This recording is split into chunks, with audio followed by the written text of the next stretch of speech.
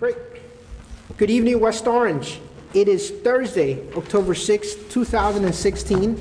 Welcome to our conference meeting agenda for today.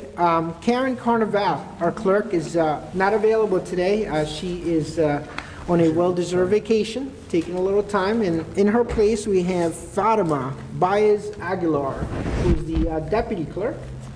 And she will be handling the clerical duties for the evening. So with that said, we're going to get started. Fatima.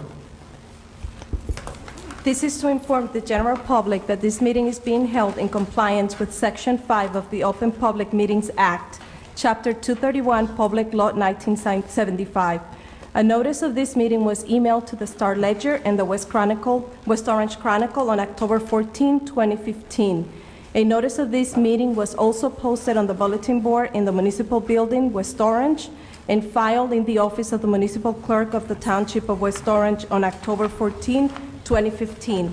Councilwoman Casalino. Present. Councilman Garino. Present. Councilman Krakowiak. Present. Councilwoman McCartney. Present. Council President Cirillo. Present. Thank you, Fatima. That was easy. Right? So far, so good. So far, so good. We're going to get started with a special presentation by Councilman Guarino. Thank you, Councilman. We are going to speak about Pancreatic Cancer Day, and we have a special presenter as well. So, Councilman, the floor is all yours. Thank you, Council President. And if I could have my friend come up and join me. Thank you. Good to see you again. Thank you. Good to be here. Thank you for being here with us today. Thank Thank you to my council colleagues, to the residents of West Orange, and to the whole country. You know, people don't realize it, but the #1 cancer killer is pancreatic cancer. Over, 43,000, 45,000 victims of pancreatic cancer will die this year. And it's something where we need to place our attention, where we need to place our efforts and our well-being and our support, because it can hit us without even knowing it. The symptoms are there, the symptoms are masked. You can have type 2 diabetes, just like with heart conditions, and it masks the symptoms, and that's what I've been told. And it's interesting to know that. And it's interesting that people need to become aware of things they need to look for, and things they have to, if there are family members that have the disease, they need to be truly supportive. And with that, it's an honor to give this proclamation again, as I did last year. Whereas in 2016, an estimated 53,070 people in the United States will be diagnosed with pancreatic cancer, one of the deadliest cancers, and 41,780 will die from the disease. Whereas pancreatic cancer surpassed breast cancer this year to become the 3rd leading cause of cancer deaths in the United States, and it's projected to become the 2nd leading cause by 2020. Whereas pancreatic cancer is the only major cancer with a 5-year relative survival rate in the single digits at just 8%. Whereas symptoms of pancreatic cancer present themselves, it is generally in later stages, and 71% of pancreatic cancer patients die within the first year of the diagnosis. Whereas approximately 1,260 deaths will occur in New Jersey in 2016, and whereas pancreatic cancer is the 7th most common cause of cancer-related deaths in men and women across the world. Whereas there will be an estimated 418,000 new pancreatic cancer cases diagnosed worldwide in 2020. Whereas the good health and well-being of residents of West Orange are enhanced as a direct result of increased awareness about pancreatic cancer and research into early detection causes and effective treatments. Therefore, be it resolved by the Township Council of the Township of West Orange to designate November 17th as World Pancreatic Cancer Day in the Township of West Orange. Thank you. Thank you. Thank you, sir. And the microphone in the township is yours, please. Oh, absolutely. What's that?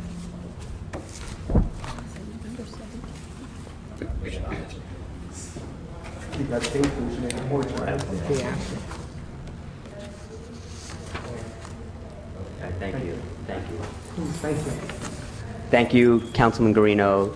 Thank you to the Town Council for doing this. We've been doing this for 7 or 8 years at this point. I can almost go back in the video. You could have me standing up here. It's saying the same thing. The only difference, but my hair is the same, but maybe some more wrinkles. But it's pancreatic cancer is one of the cancers you don't hear very much about. It's got a survival rate of just 8%.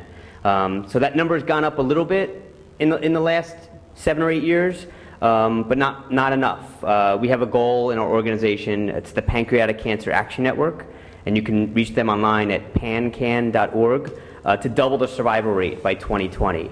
So 12% isn't much. Going from 6 to 12%, it's still not acceptable. There are not many viable ways to treat this disease, and there are no early detection methods. So, you know, we're trying as an organization to raise awareness, like you said, about pancreatic cancer. A lot of people know about breast cancer, but not a lot of people know about pancreatic cancer. And we're doing it in small ways, like coming to council meetings like this.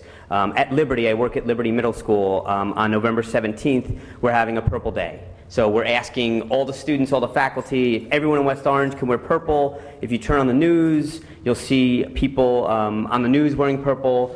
So mark your calendars for November 17th. We also have a walk in Parsippany. It's called Purple Stride. The web address is purplestride.org/New Jersey.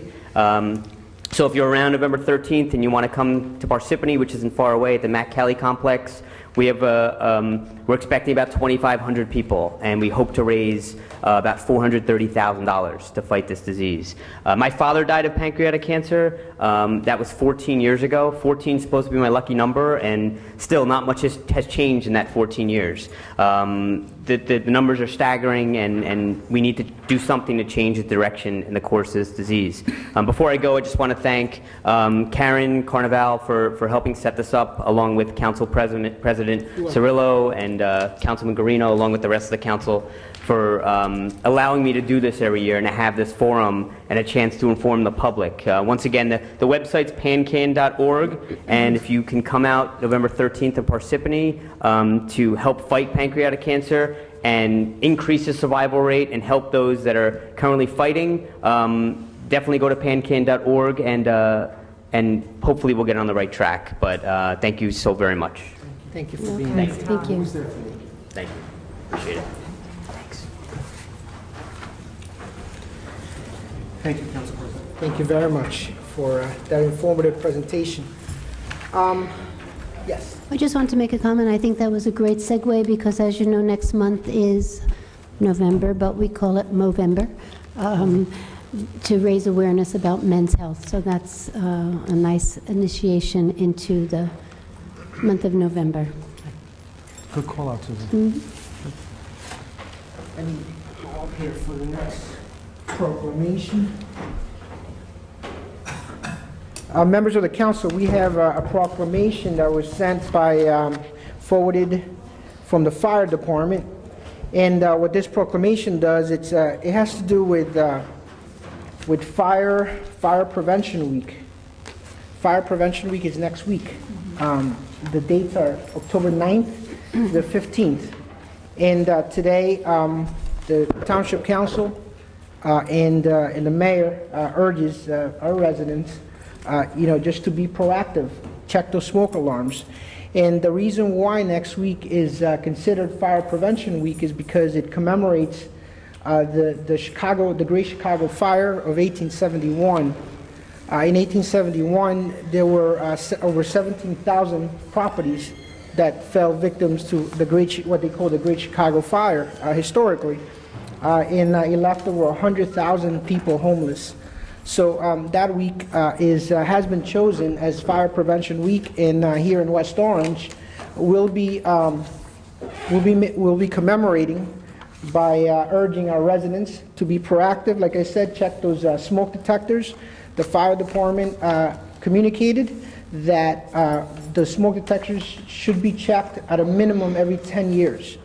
So make sure you check those expiration dates, those batteries, and also they urge the public to support and participate in any fire prevention initiatives, whether it be in your town, in your municipality, at home, or at work, at schools, for our student population. And the week, the last event of the week will be an open house that the fire department will be hosting at the public library. And Councilman Guarino gave me the details. That would be Saturday, October 15th, which is the last day of Fire Prevention Week. Saturday, October 15th, from 12 to 2 p.m. at the West Orange Public Library. I urge members of the public just to come out. There's some refreshments. We're going to have some presentations, and it'll be a fun time for the entire family. So just come out and support our fire department. Good work that they do, and don't forget, check those smoke detectors at home. Thank you very much, members of the council.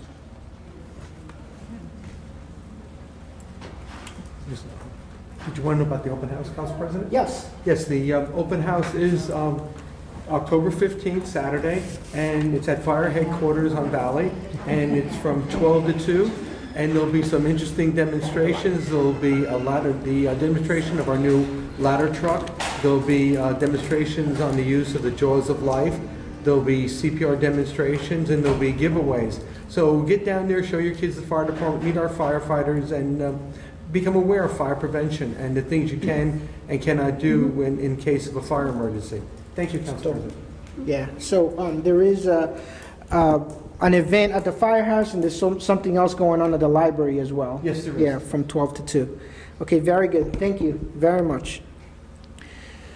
So that concludes the special presentations. Now we're going to move on to a discussion. As many of you know, Councilwoman Castellino here? Well, I think she was addressing the person that came to the door. Oh, okay. All right. Well, let me just give the intro. We ran into a situation where we wanted to present an ordinance on the floor, and we were following what we had done in the past, consistent with not discussing an ordinance on first reading, and then just allowing the public and the colleagues to present at second reading. So Councilman Krakowiak actually requested, you requested an ordinance, correct? To codify rules of the council, and then we double checked with the attorney, who, as you recall, he didn't recommend that. He says it's not necessary to codify it. So what I wanted to do is we should have a discussion on how do we move forward so that there is healthy debate, healthy presentations that we can express ourselves and how we feel before a vote is taken on an ordinance. This is that issue, going back to that issue we had where we didn't express ourselves before voting on an ordinance. Okay. So just to briefly, so the Councilman Krakowiak actually asked that we have he asked that we have that we post an ordinance codifying the rules of the council, but the council, doesn't feel, and I agree that it's necessary to codify that. We can just have a discussion and figure out how to move forward so that we don't run into a situation where anyone feels that they weren't able to express themselves about an ordinance on first reading. So with that said, I'm going to have Councilman Krakowiak, if you will, just to give a little background of from your perspective on what your views are regarding these rules of the council. Sure, thank you, Council President, and I appreciate you putting this on the agenda so that we can have a discussion. A few council meetings ago, the latest instance of uncertainty as to how to handle ordinances on first reading came up. I've been on the council for 6 years, and those of us who've been on here know that this comes up periodically, maybe a few times a year. And the question is, how do we handle ordinances on first reading? Can we discuss them? Can we ask questions? Can we debate them?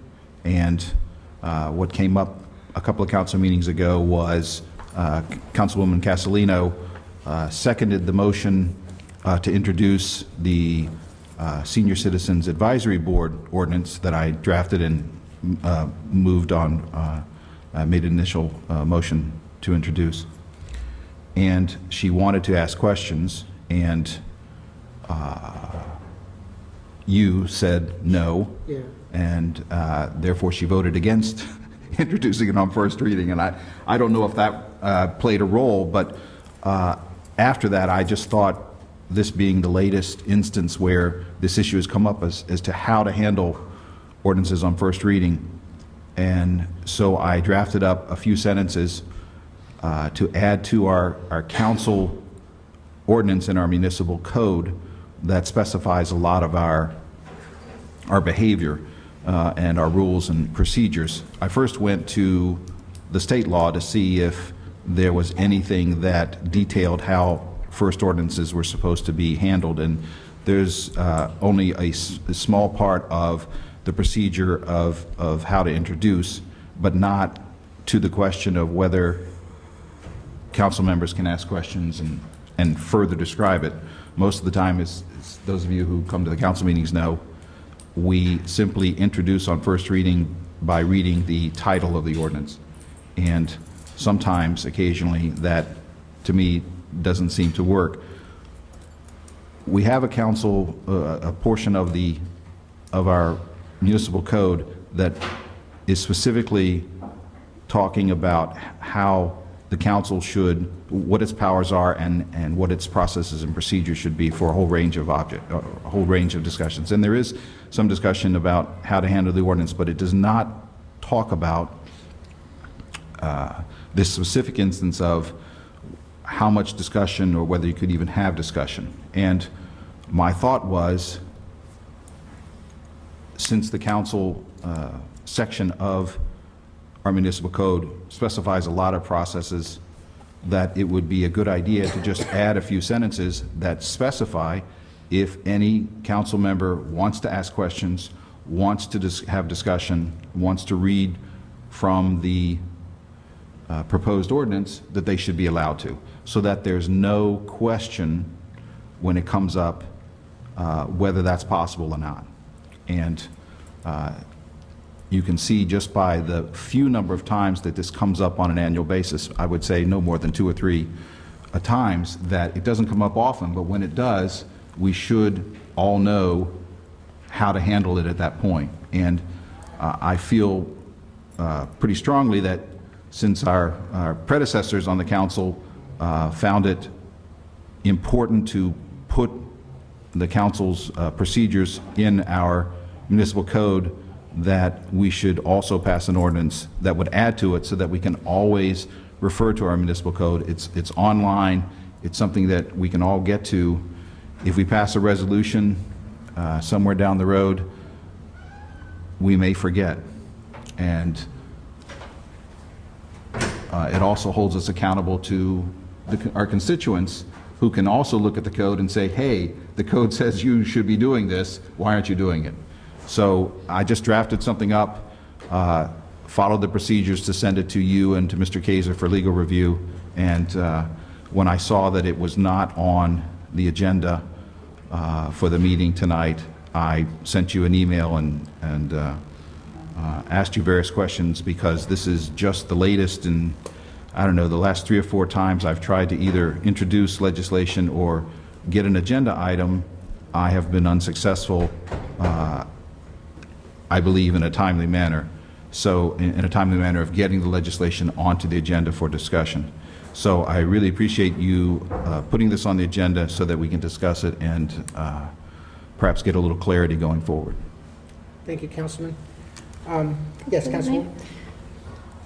So we have served on the council now for 6 years, and we rarely see eye to eye, and this is, our perspectives are just different. And this is one issue I have always agreed with you on, about having a discussion on first reading. It just makes sense to me. It's just common sense. But if it's not already in the municipal code, then where is it? Is there an administrative code that says that you don't have discussions on first reading? Because when we have the discussion on second reading and there's a substantial change, then we either have to defeat the ordinance and wait a whole new month for it to come up. Where if we did discuss it on first reading, those changes could be made in time for the second reading. So that just makes sense to me. But if we're already being told that we can't discuss it on first reading, yet there's nothing in the municipal code, where is that as an administrative code or Council President, something? the Councilwoman is looking at me, and I wrote a 2 or 3 page memo on this. Maybe you didn't I did read not it, see, but no, I didn't see anything. there is no rule, and never has been a rule, that you can't discuss something on first reading. And I tried to get the Council President at the, I guess it was first meeting in September, to talk about the ordinance at that time, because there is no rule, never has been a rule. And I set forth in the memo why we generally don't have discussion on first reading. And it's simply because the mayor in the mayor-council form of government is charged with being the policymaker and generally is the one who submits ordinances. And they're generally routine ordinances that the town department heads, law department, and so forth have gone through, and they're routine kind of things. Most of the time on first reading, there's no need to discuss them. They're not controversial, they're not new or different. We've done them before. So it's been a custom that we don't discuss those things on first reading, but there certainly have been exceptions, and there have been times before this when I've said, discuss it on first reading,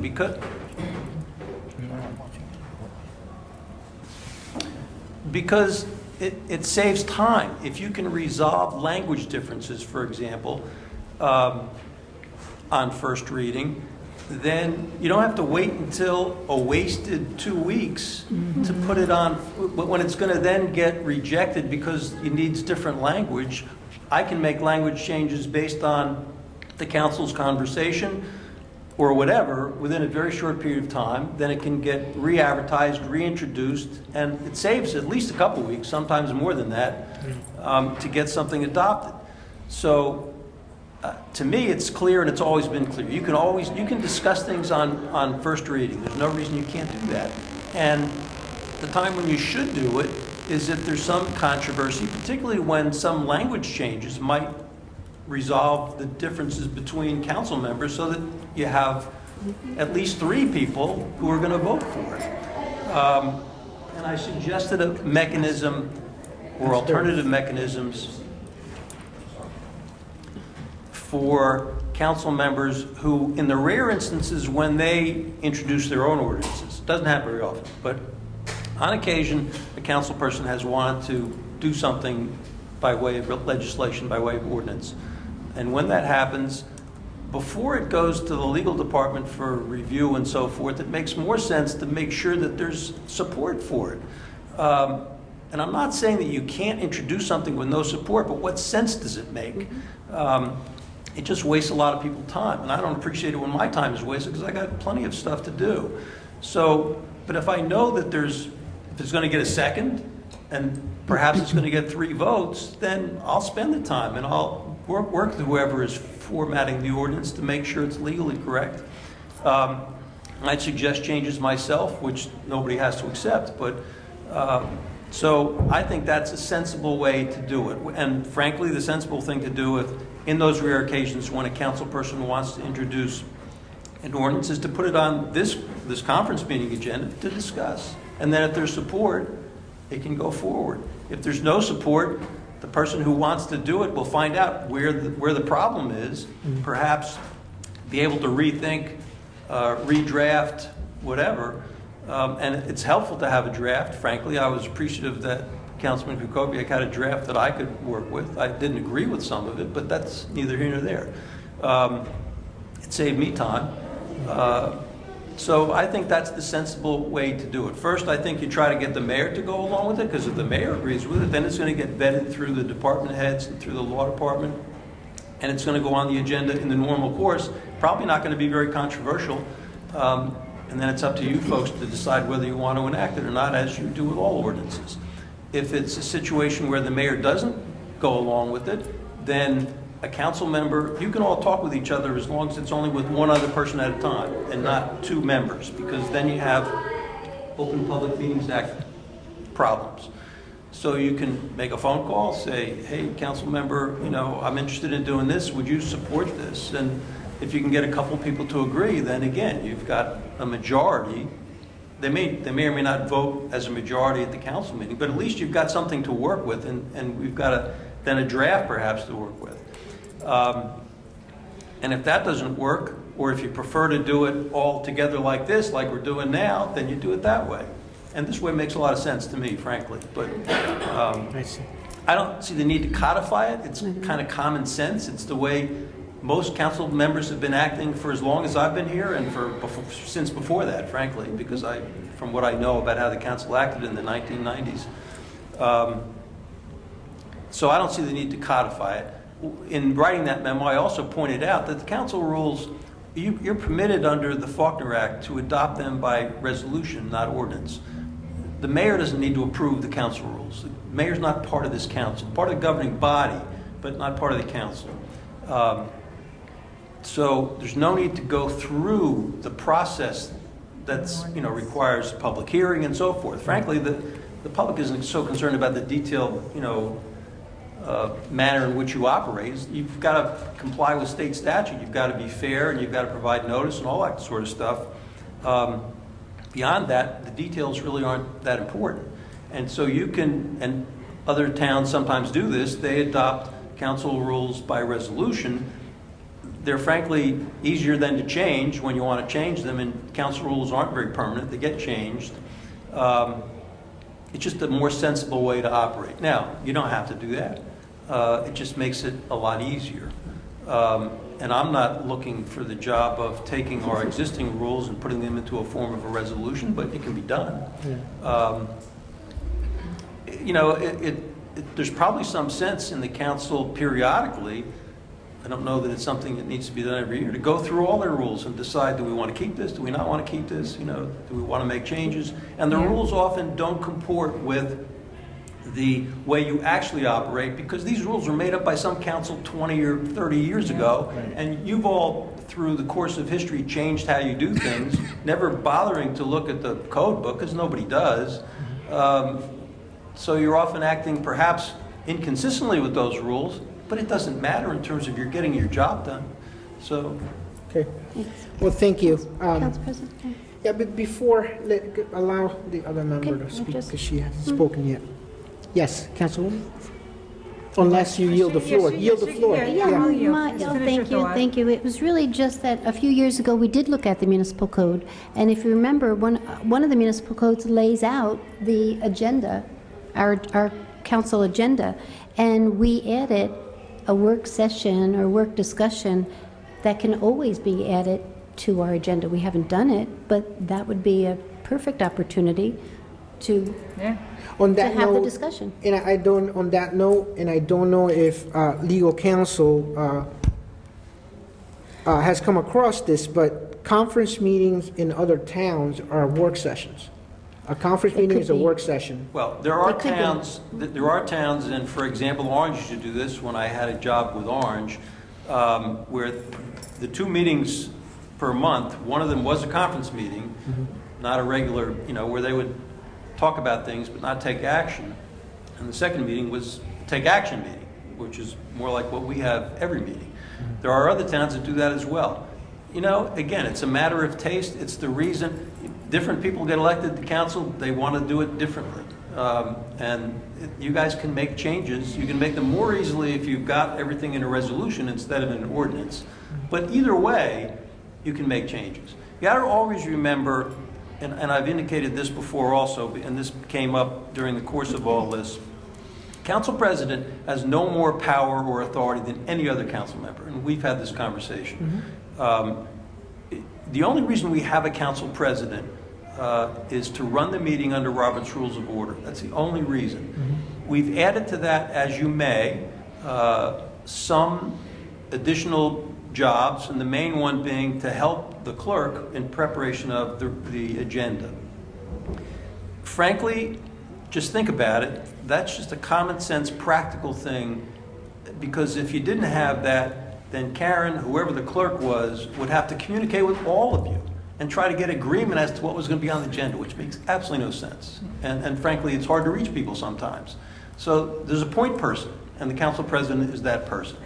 So the council president has no ability to keep anything off the agenda. I suppose under certain circumstances you might delay something because you can see that there's just too much on a particular agenda, but you don't have veto power. The only one who does is the mayor under the Faulkner Act, under certain circumstances. So, you know, you guys always operate by majority vote. If you want to talk about something and it's not on the agenda, you vote. If you're raising something from the floor that requires action, then you need a supermajority. You need 4 votes instead of 3. But if you just want to talk about something, as far as I'm concerned, it takes a majority vote. So it's that simple. And I mean, you've done it in the past. You don't often, you know, break from the normal routine, but it's doable easily. So, Well, thank you for that research. And I did go through that memo. Anyone else want to add to this? Yes. Yeah, no, I appreciate you speaking about work sessions, because that's been my trouble in transitioning this year. I'm used to workshops, and, you know, we would have a retreat when I was on the school board once a year to set goals for us as a group working all together. And, I mean, I'd like to see us move forward in that direction. I think as far as making better working relationships with each other and communicating better with each other, so we are able, when one of us has an item that they would like to move forward with, that we could have better communication and support. So I like to see us have some more work meetings, if that's possible, in the future. And I also would also like us on first reading to be able to discuss what we need to discuss, so we could move forward for the sake for Mr. Kaiser, so we don't have to vote no on an ordinance, and we could amend it in time. So, Council vote. President, that ordinance was adopted. I don't know if Joe's looking at the municipal code right now, but that ordinance was adopted to add the work session to our agenda. Okay, We so haven't we have done it it already. We just officially, haven't but it's done it. already been adopted. That was approved a few years back. Okay. Yes, what actually happened, it was part of you and I working together on making changes, and I think you were council president at the time, and you suggested moving, I think it was called matters pending, to expand it and move it to the bottom of the agenda, and we To did have the that. discussion. And we've We just never used it. We've Right, never but we used it. can, and that's, we're bringing it I up would again, love to but we use it. can. I would love to use it. And that's what we have to add. I Right. agree. Okay. So should we say that matters pending, Councilman, as you mentioned, is that where perhaps if anybody, it should be noted in the agenda at the end, and perhaps if any council member wishes to propose legislation, that would be a good spot to start, Oh, similar to what legal counsel is recommended, which is to do it during conference meeting. But if we already have an agenda that has matters pending, perhaps that would be a good start. That would be fine. I had, you know, I've done a couple of these now, and I just, perhaps naively, I thought if just submitting it for legal review and also to the administration would, initially, would encourage feedback, and then it could be changed before I sent it to the council. But neither one of those seems to be working out in terms of getting feedback in a timely basis, and maybe it's because we're all too busy. But that would be fine for me if we could agree that any sort of legislation or any just discussion items could be placed on that, so that we could have a regular place. And we also understand that if one of us wants to submit legislation or wants to have an agenda item for discussion, that it goes on as soon as possible.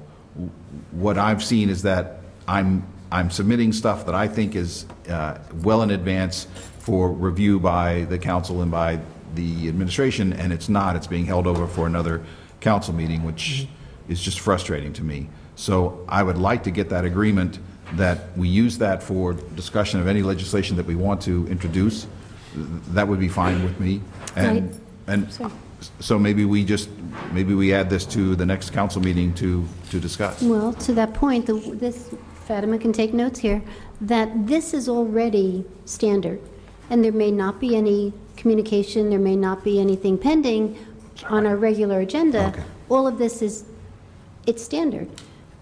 Sometimes there are things not listed here, and I think just automatically adding the matters pending after the ordinances becomes standard. Sometimes there might be discussion, and sometimes there won't, just like this standard procedure in the Template, front, right, a template. My right. recollection is that normally the matters pending came at the end It of did. the agenda. I haven't seen it there in a long time. No, we never, But, that's what I'm saying. It's We just never make been it a there. standard. Right, It's but in if our we do it code, it's in our standard municipal on there. code, under Article It 3. it was there years ago. I mean, I just don't remember when it stopped, but I remember it, you know, And we did because I remember codify. sometimes participating in those conversations, but it's been a long time since it's been there.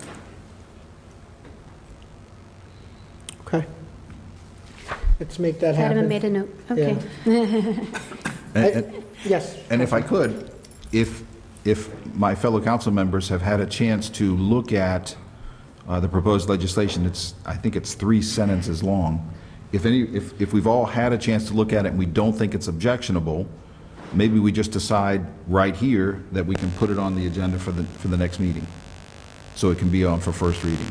And what are we putting on? As a The resolution, sentences not about, as a ordinance. what, sentences about changing? Yeah, the- this is the proposed legislation that says any council member can request and can receive permission to ask questions or discuss I an don't ordinance think on it's first necessary. I reading. really don't think it's necessary. If we're going to put matters pending, then you already have the avenue for discussion. But that's two different, we're talking about two different things. Yeah, to My Mr. point Kacer's point. was, through Council President, that the law is, this is the law already. There's no law against you being able to talk about an ordinance on first reading. If everybody knows that, and they do now, you don't need to take up space in an ordinance book and pay for advertising an ordinance, because it's the law.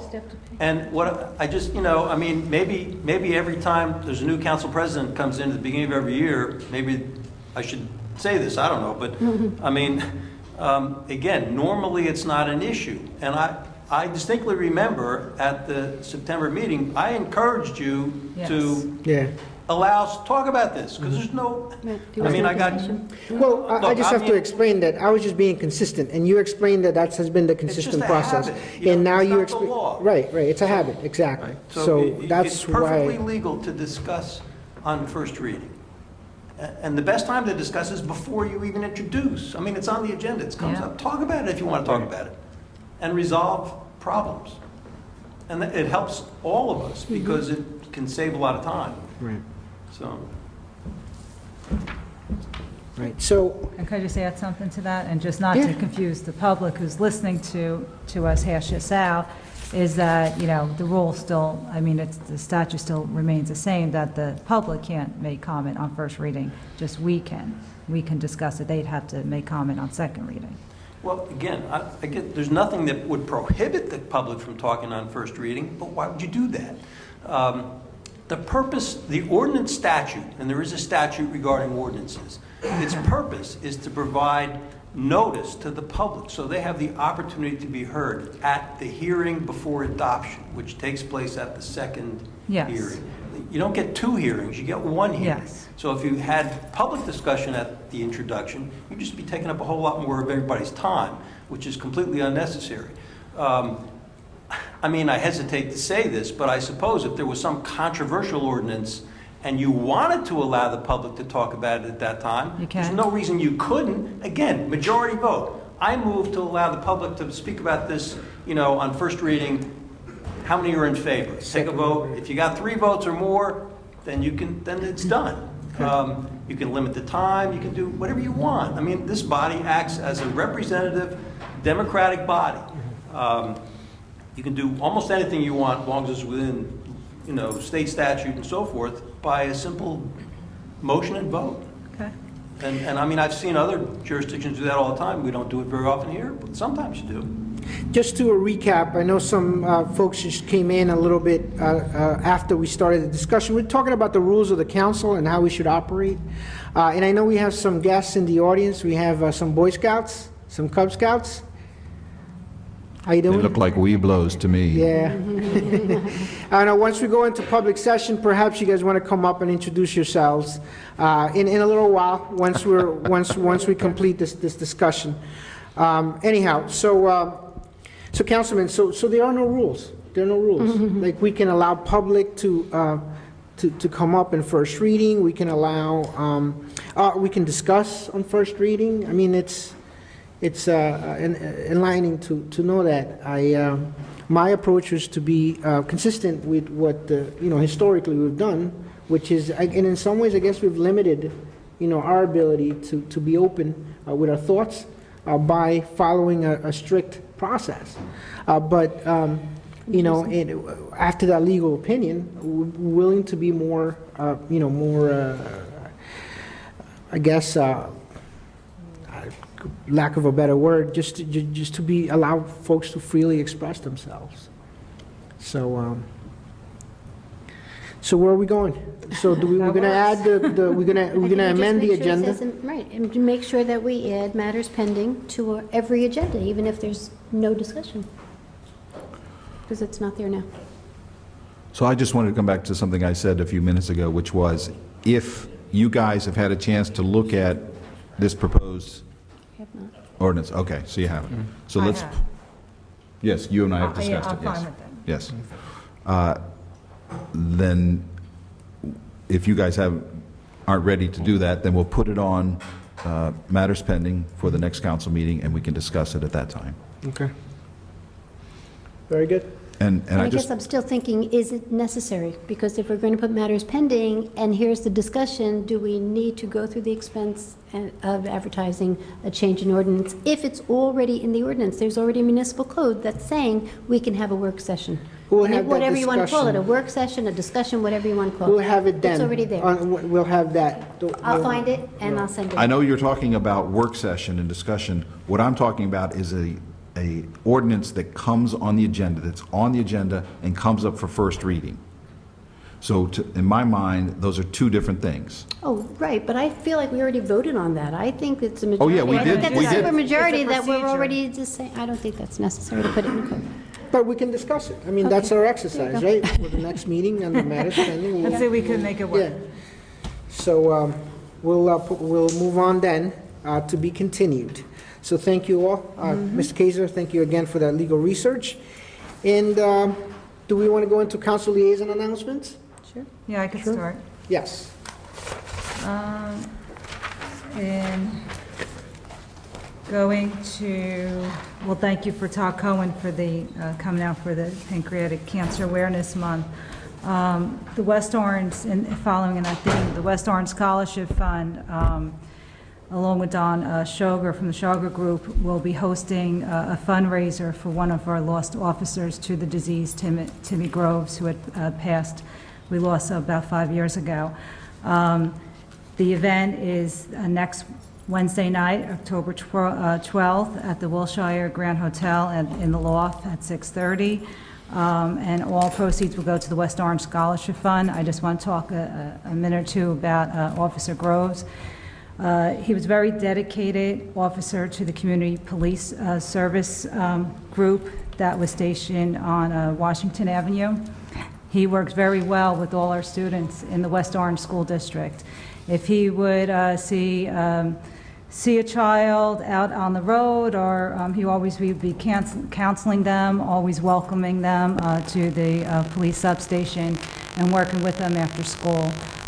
He was a great loss to our community. He was on the bike patrol, and he did amazing work for us here in the township, and he has been sorely missed.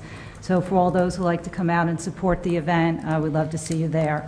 Also, this Saturday night, the West Orange High School Marching Band will be having an event.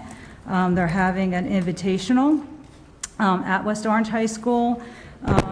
We'll be starting about 4 o'clock, and about 20 bands will be performing and competing, and the West Orange High School band will be competing later in the evening, around 8 o'clock. So hope all of you could come out to that event. It's really unbelievable event that they have at the high school, and for all of you musicians in the audience here this evening that came to visit us, you'll be able to see the great work that they do up at West Orange High School, and hopefully you'll be a part of that in the future.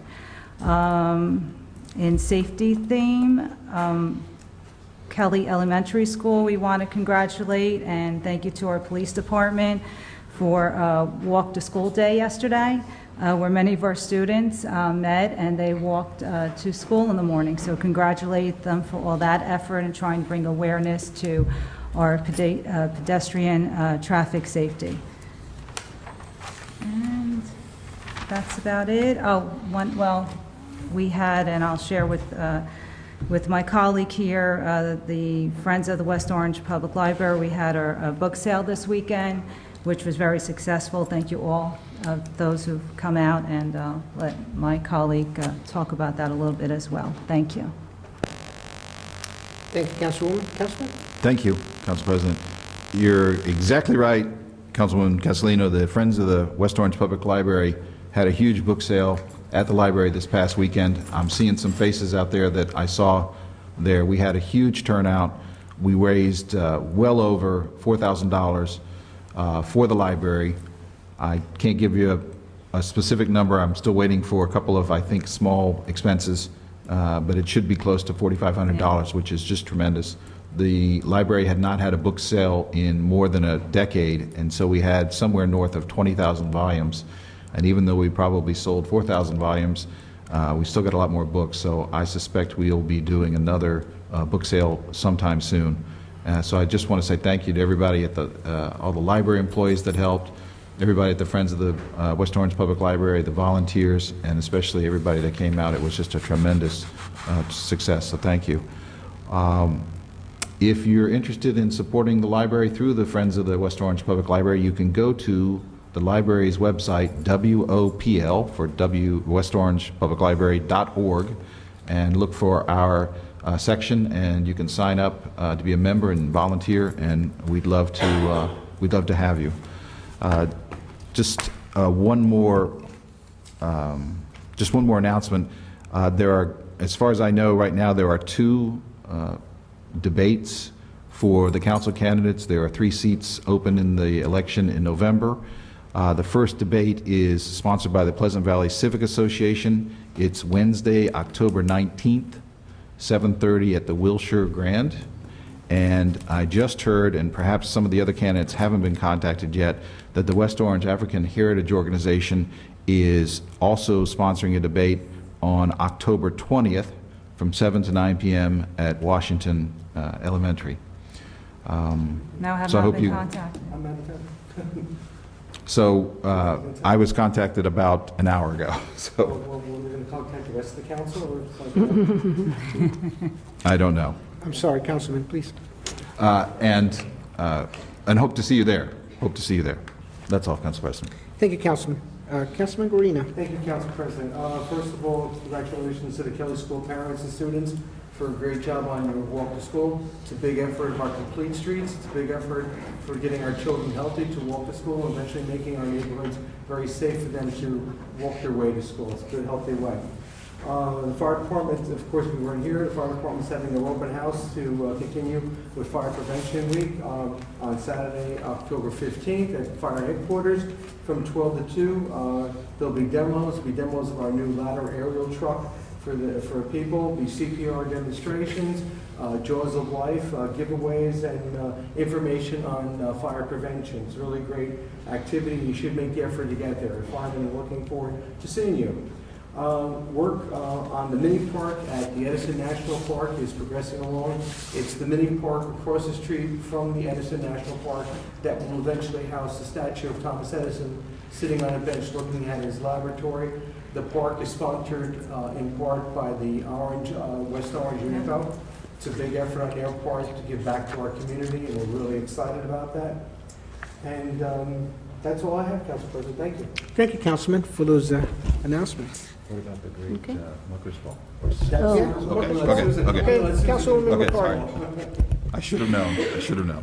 Well, I have a couple of announcements. One, kind of invitations. One, we have the Essex County Environmental Commission is hosting a seminar on grants.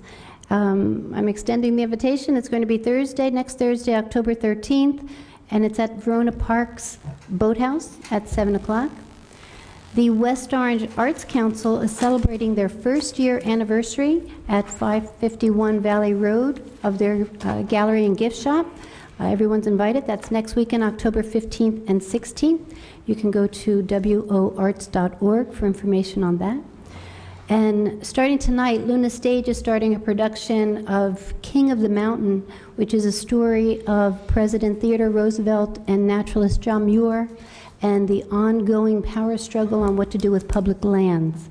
So that starts this evening. Sounds very timely. But we're also, October 20th, the Thomas Edison National Historic Park, the Open Space Commission, and the West Orange Environmental Commission are partnering to have a group rate available on October 20th, and there's also a talkback session during that particular meeting. So I'm extending, that particular performance, I'm extending the invitation to everyone, 7:30, Thursday, October 20th. And I do want to say thank you to all who came out. They were able to come out and support the Friends of Thomas Edison National Historic Park, our 3rd annual Muckers Ball. Our steampunk theme seems to have been a rousing success, and people, it was just fun. Great costumes. Great costumes, dance. The planning board met last night. We approved the resolution, will probably be on our next month's agenda, an area in need of redevelopment, the study for 25 Mitchell Street, 27 Mitchell Street, 29 Mitchell Street, 8 and 10 Central Avenue, 18 Central Avenue, and 4 Tompkins Street. The area in need of redevelopment study was approved. And there were applications from the county zoo. We have one for the improvements at the cattle exhibit observation area. The county is also going to extend bollard lighting in front of the education center and the rope course. And the planning board actually asked to extend that even further east. And they're putting a children's shade structure at the dinosaur park. It's already existing dinosaur park at the zoo. Wait, I have more.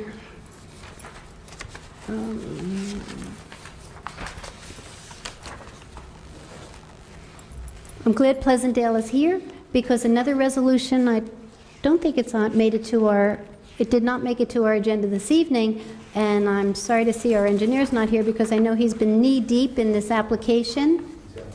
Okay, well, he's been knee-deep in this application for the New Jersey Department of Transportation, the Transportation Alternatives Program, for a pedestrian safety and beautification grant at Eagle Rock and Pleasant Valley Way. So the supporting documentation has been submitted with the investment that the town has made for the speed limit, the beautification in Pleasantdale, so it lends itself to this resolution. So we should see this grant application resolution on our next council agenda. And I did get from our Millennium Strategy. Oh, and one of the went back to the Environmental Commission hosting that grants seminar. Millennium Strategy, our new grant writers, are one of the presenters at that meeting. They also just sent us please contact us if you think that you might fit any of these. The American Legion National Executive Committee, the United States World War I Centennial Commission. This is a grant. 100 awards are expected. $2,000 grant for memorial projects, and they will match those contributions. That's for the American Legion. I'll just read a little bit. Accepting applications for the restorations of monuments, memorials, and sacred places for those lost in World War I for its 100th anniversary. I think there's a few. Here's the New Jersey Council for Humanities, an incubation grant This is providing funding to organizations that will develop meaningful humanitarian programming open to the public. And the other one is Robert Wood Johnson Foundation Evidence for Action Investigator-Initiated Research to Build a Culture of Health. Whatever that means. It's looking for a fund to rigorously design research that yields convincing findings regarding the population, health, well-being, and equity impacts of specific policies, programs, and partnerships. I can send this around for all of us to read. I just received it today. And since we are talking about discussions, a few months ago we did have a gentleman that talked about Christie's school funding formula. We do know that that's unconstitutional, but there is a resolution supporting the school funding formula reform plan about forming a committee. I know that there are many municipalities that are adopting this, and we can either discuss it or put it on our next agenda. I think that's it. Thank you. Terrific. Thank you for your hard work, for your announcements. Now, we're okay. We're going to get started. We're falling behind. Madam Clerk, that concludes our conference meeting agenda. We're going to move on to our public meeting agenda, and I know we have members of the public that wish to address the council, so that would be the part where you can come up and let us know what's on your mind today. Madam Clerk, let's get the public meeting started. This is to inform the general public that this meeting is being held in compliance with Section 5 of the Open Public Meetings Act, Chapter 231, Public Law 1975. A notice of this meeting was emailed to the Star-Ledger and the West Orange Chronicle on October 14, 2015. A notice of this meeting was also posted on the bulletin board in the municipal building, West Orange, and filed with the office of the municipal clerk of the Township of West Orange on October 14, 2015. Councilwoman Casalino. Present. Councilman Guarino. Present. Councilman Cracovia. Present. Councilwoman McCartney. Present. Council President Cirillo. Present. Will everyone please stand for the Pledge of Allegiance? Of the United States of America, and to the republic for which it stands, one nation, under God, indivisible, with liberty and justice for all. Thank you, Madam Clerk. We're going to get started with public comment. The council is now in the public meeting. Yes, sir. Eager. You can come up to the podium, please. So you'll introduce just give us your name and your address, and then we have 5 minutes, and let us know what's on your mind. Okay. My name is Larry Sapphire. How do you spell your last name? I'm sorry. Sapphire. And your address? 1 Marywood Drive, as in Merry Christmas. And, Thank you, Larry. Anything else? No, that's it. Okay. What I want to bring to your attention is a very public matter, but which only comes to light on a private basis. I've lived in this town for 19 years now, and I've been in relatively good health. This cane is just for show, but and that's very lucky. I had occasion about 10, 12 years ago to call up for an ambulance because I had a severe pain in my abdomen. Turned out to be nothing as a reason, but I was taken to the hospital by local volunteer ambulance. Then I developed recently, and the reason that I walk around with a cane, some disc problems, and so I've got what people either call sciatica or stenosis or whatever, which comes every once in a while and results in a severe pain. So once the last time I had it, the second time I had it, which was about a little over a year ago, the pain was so intense that I really couldn't walk.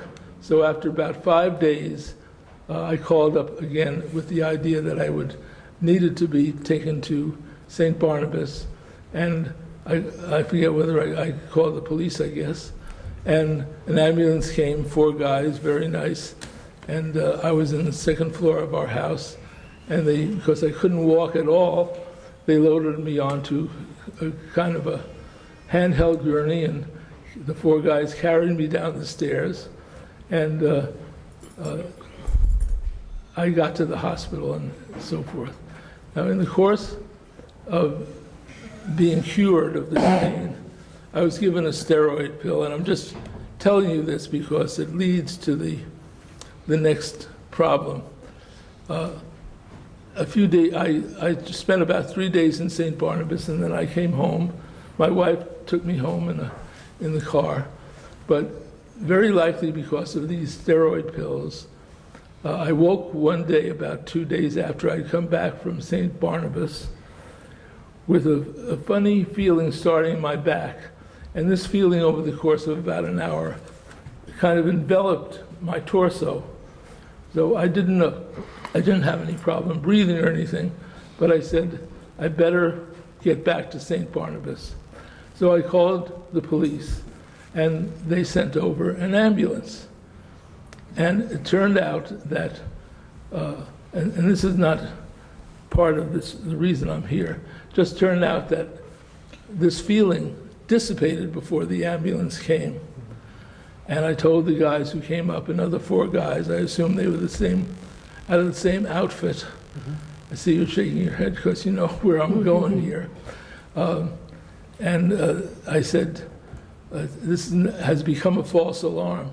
They said, but we're going to give you an EKG just to make sure. But and then they left. So about a week or 2 or 3 afterwards, I received what I'm going to just pass out to you. You can hand it to me. Pass it around. I received for this visit a $2,500 bill, and I thought that was very strange. Since I'm over 65, I submitted to Medicare, and I have a Medicare United Healthcare supplement. And apparently they paid almost $2,000 of this sum. But then they have billed me an extra $475. I don't know why. But I decided to investigate what's called MONARCH. You probably know about this. MONARCH is a Monmouth County Hospital ambulance setup. And apparently, according to the internet, Essex County and Bergen County have authorized the use of these services. And also, I have a cousin who was the police chief of Little Falls before he retired. And I said, Jerry, what is this thing? And he said, oh yeah, we occasionally call them. And I said, it's a rather lot of money for an ambulance call, $2,500. So, and not everybody is on Medicare or has adequate insurance for that.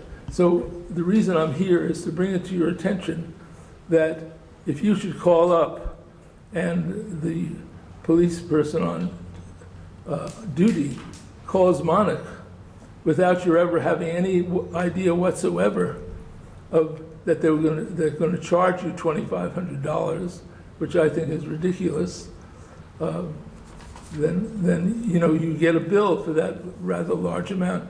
I don't know if I called up St. Barnabas and asked for an ambulance what they would charge. I'm pretty sure it wouldn't be $2,500. So I'm here, one, to inform you of this charge from MONARCH. I understand that the volunteer ambulance of West Orange has been curtailed.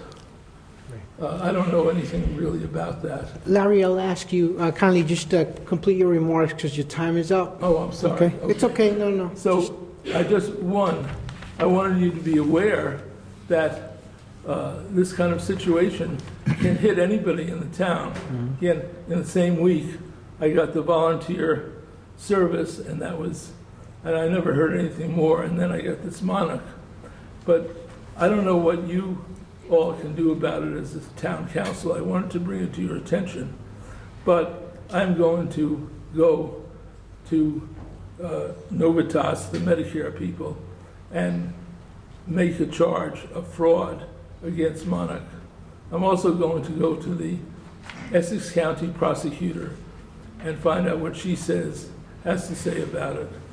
And so, you know, it's the only reason I'm here is to let you know that having called the police for an ambulance at 4 o'clock in the morning, this is what happened. Thank you, Larry. So I don't know why they do that. But again, when I asked my cousin, he said in Little Falls, they occasionally call on Monarch. Thank you, Larry. And that's what I wanted to tell you. Appreciate it. Yeah, you. we'll see what we can do about this. I don't know if the Boy Scouts want to come up and say hello. Let us know what you think about your town. Let us know what you think about West Orange. Is that why they're here? What's that? Is that why they're here? Yeah.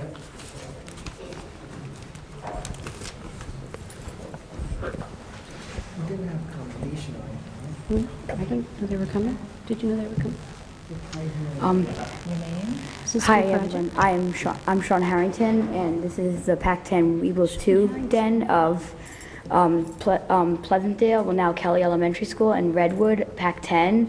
And we are here because when you go bridge over to Boy Scouts, you must earn an hour of light, and one of the things you have to do is to go to a town council meeting, and this is where we're here today. Terrific, terrific. Thank you and welcome. Thank you. Welcome you all. Just come up and tell me your names. I'm Sean Harrington. And tell us what you like about West Orange. I'm Sean Harrington, and one thing I have to say is that I absolutely, the recreational programs in this town, I have to say they're very good, and overall, pretty much the recreation in our school is very, I like it very much. Great, Sean. Thank you very much. Keep them up here, they can take a picture when they're done. We will. I guess we will. My name is Nicholas Sidzunis, and my favorite thing about West Orange is the education and everything. Thank you. Hello, my name is Andrew Kapfer, and one of my favorite things about West Orange is the pool. I really like swimming, and yeah. Thank you, Andrew. My name's Arthur Rosu. The thing I like about West Orange is all the soccer programs and stuff. My name is Maxwell Sanders, and my favorite thing about New Jersey is the educational field here. I really like it. I think it's fantastic, and I appreciate people setting it up for the children in this area. That's great, Max. Thank you. My name is Toby Ogun, and I like the neighborhood because you can make a lot of friends. Terrific. Thank you. Welcome. Let's take a picture with the pack. Well, let's let them finish first.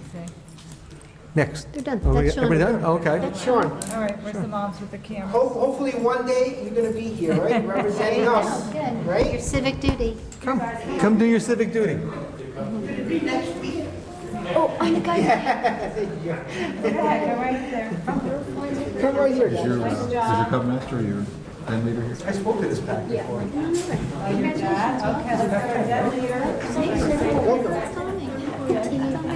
Yes, there's TV. You know, the council meeting Very articulate. starting this evening. West Orange. For some reason, I find the fact that I'm meant to be for the first time reading music. Get behind. Keep going. Victor, move. Get in there. Joseph, get behind next to Jerry. You guys are taller than we are. My God. There you go. Shortest person here. Tighten it up.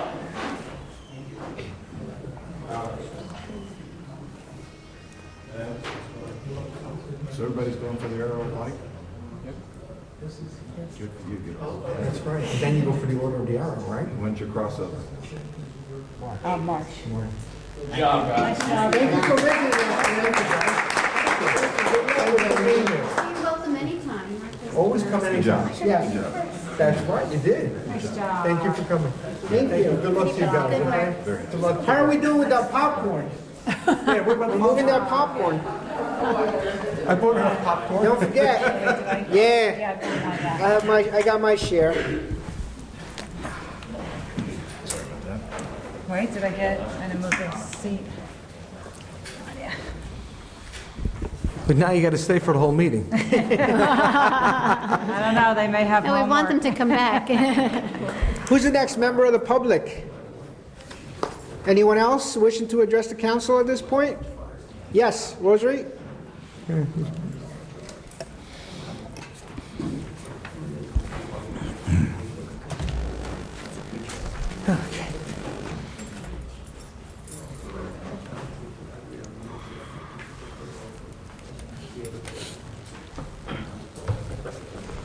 Rosary Morelli, Ralph Road. Jack, don't start the clock yet. This is a public announcement. Doesn't he qualify for no balance billing with the ambulance service? Monarch is an ALS service, not a BLS service. We do the So BLS they don't- service. Yeah, Monarch is a private company. Well, he should go to court because I want a case against Monarch. They've done that before. Okay, you can start the clock. In our, we don't balance bill. Fire department doesn't balance. That's what I'm saying. BLS call. That was. That's because it's Monarch, they don't balance bill, and he has They no do balance. choice. They are allowed to balance bill. They're allowed. All right. Okay. Based on the Fire Prevention Week, I want to make an announcement. The seniors, DCA, has issued an edict that fires are killing and hurting a lot of seniors, accidental fires.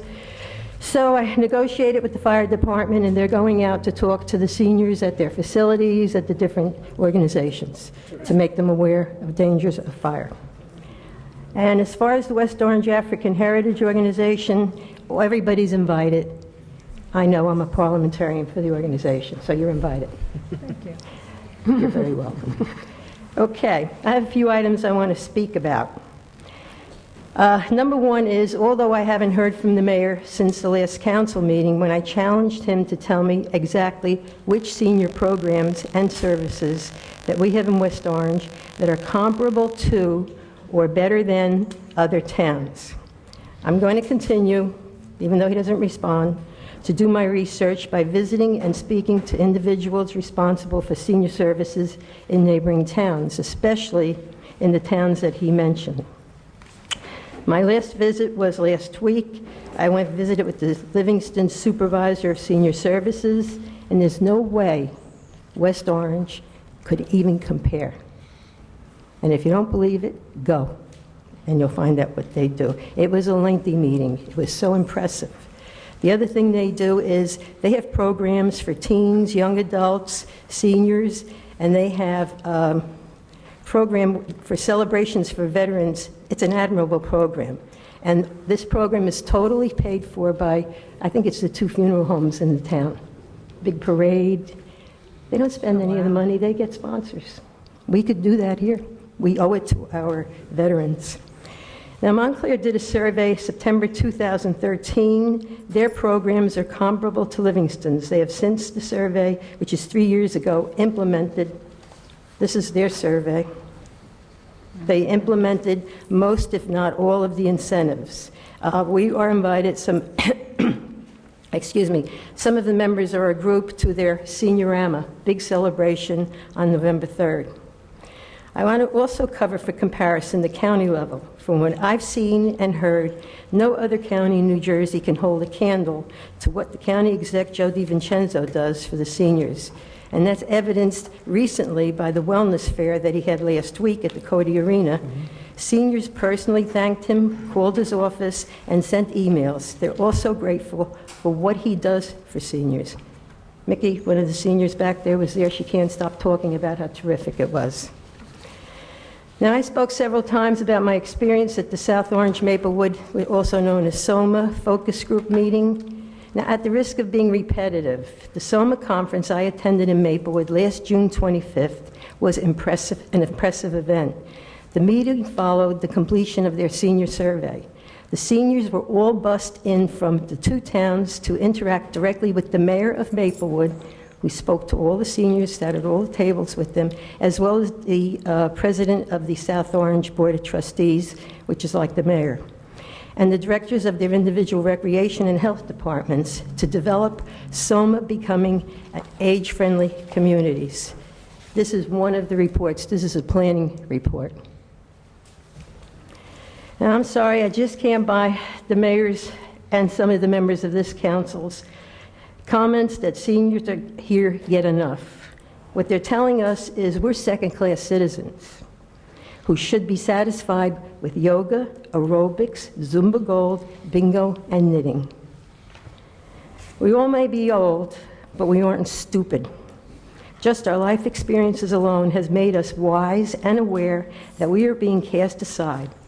In addition, the last thing we want to hear from those members of this body who are running to regain their council seats, quote, "We care about seniors," which leads to the question, so why did two of you vote against the ordinance? And totally agree with the mayor, who is not in favor of this board. Thank you.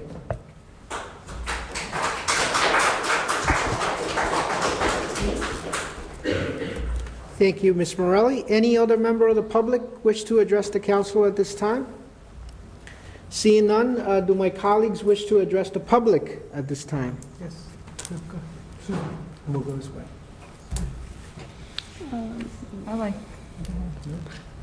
Who's going first? Well, I know that Ken brought Mr. Sapphire outside to speak of that, speak of his. He's not here to respond, but I spoke to him because, as some you know, I think my wife had a bad fall in April and broke both of her arms, and we called 911, and West Orange ambulance and police came, and they did a great job. But we got a bill for it, and I believe that what wasn't covered by insurance we paid for. I'm checking on that, trying to check on that now, but I was talking about that. I guess procedurally, though, why would, if he's calling, he said that it happened twice, and the first time he did call, and firefighters did show up, because our firefighters are all EMT certified. So, and then if it happens again, they dispatch Monarch. Why? ALS versus BLS. Basic life support system is run by the fire department. So depending Advanced on life support system is run by Monarch. Okay. So if you call in and it's an advanced life support system or an advanced life support call, it has to go to Monarch. It doesn't go to us. Okay. That It comes to us. We only do basic life support system. So if you need a paramedic or you need someone who's going to have to do something before they have to take you, especially if you're not breathing properly or certain things, it's an ALS call versus a BLS call. That's what the issue is here. If he got Monarch because they were called for an advanced life support system. Okay. And that depends on how the call comes in and what they tell us. I'm sorry for interrupting. Who determines a BLS versus ALS? Dispatcher. What happens is it comes into the communications operator, and if it's something where it's just a normal injury, they will send a BLS call. If it's an ALS call, Monarch will be called out. Sometimes it's called by the communication operator. Other times we go out on a BLS call, and then when we get there, they'll call for an advanced life support system, what they've seen and what's happening with the person. So that's what the issue is. The $2,500, it's still a little high. And if the councilwoman can yield a little bit for one more question on that, just a follow-up. Is there any liability that we can incur, but possibly not making the right determination on BLS versus ALS, or the dispatchers are well trained on how to make a determination? Usually, if you get someone who's not breathing, if you call up and say, my husband is on the floor and he's not breathing, they're sending in an ALS. Yeah. I mean, it's pretty simple. Yeah. It's not. That's how it normally works. Well, thank you for yielding the floor. Oh, that's okay. What I'm also pleased to see, he must be putting up a good fight, because he already has a $100 credit on this. So, wish him luck. I'm glad to hear about the firefighters and the educational outreach for the seniors, and all the other programming from the other municipalities. I know I have not said that seniors have to be satisfied with what we have, though I think many seniors are satisfied. That's what I have been told, but what I have been advocating for is that if there's any program or anything out there that we need to implement, our administration has been very receptive to additional program or conferences or other educational outreaches. And just thank you to the scouts that are here. Keep up the good work. You can come anytime, not just on, not just for your civic duty, not for an assignment. Hopefully you all get a badge for being here. Yeah? Okay, good. Thank you. Thank you, Councilwoman. Councilman? Thank you, Council President. To PAC-10, thank you for being here tonight. I've spoken to you guys many times, and it's always been a pleasure coming and talking about public service and family and community service, and you're a bunch of great young men, and you're the future of West Orange. So what you learned tonight, learn the powers of government, the ins and outs of what we can and cannot do. But, you know, take this along with you as you grow up and you mature.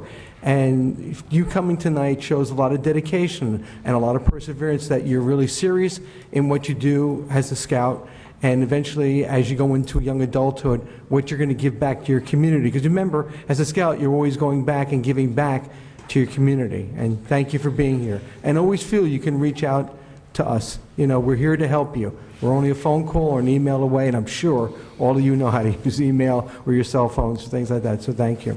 For senior health, you know, nobody's saying we're against anything. I mean, I'm speaking for myself in that nobody's doing what the mayor says or anything. The seniors need anything, we need to address what the seniors need. So we're not saying we don't want to help our seniors. Nobody's saying we don't want to go for additional programs. So it's just because you vote against an ordinance that you don't think maybe needs to be maybe changed, or I said maybe it's too much, but I didn't vote, and I didn't vote by somebody telling me how to vote. Seniors are very important. So that's all I have to say. Thank you, Council President. Thank you, Councilman. Councilman Kukoviac? Yes, thank you.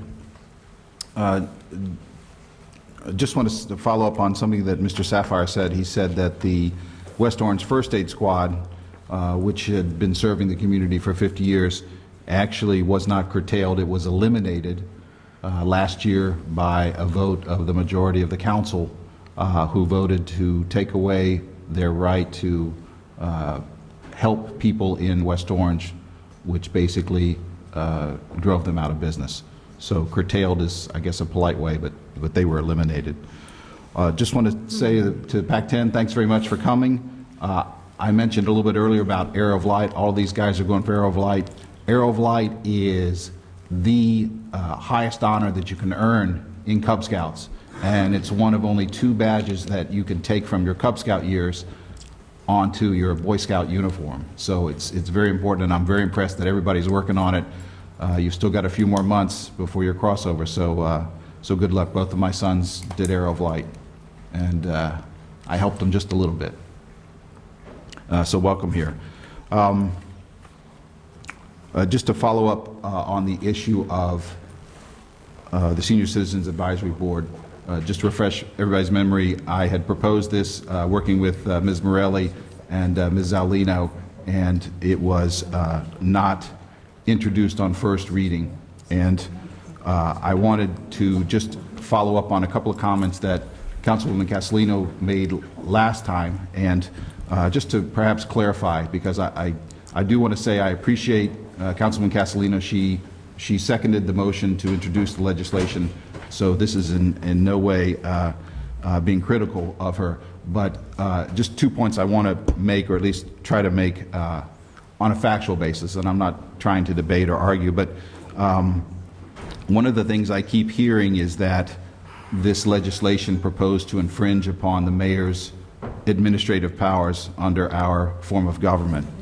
And as the author of the legislation, I just want to say there is no fair reading of the proposed legislation that can lead anyone to conclude that it would in any way have attempted to take on or infringe any of the mayor's administrative responsibilities.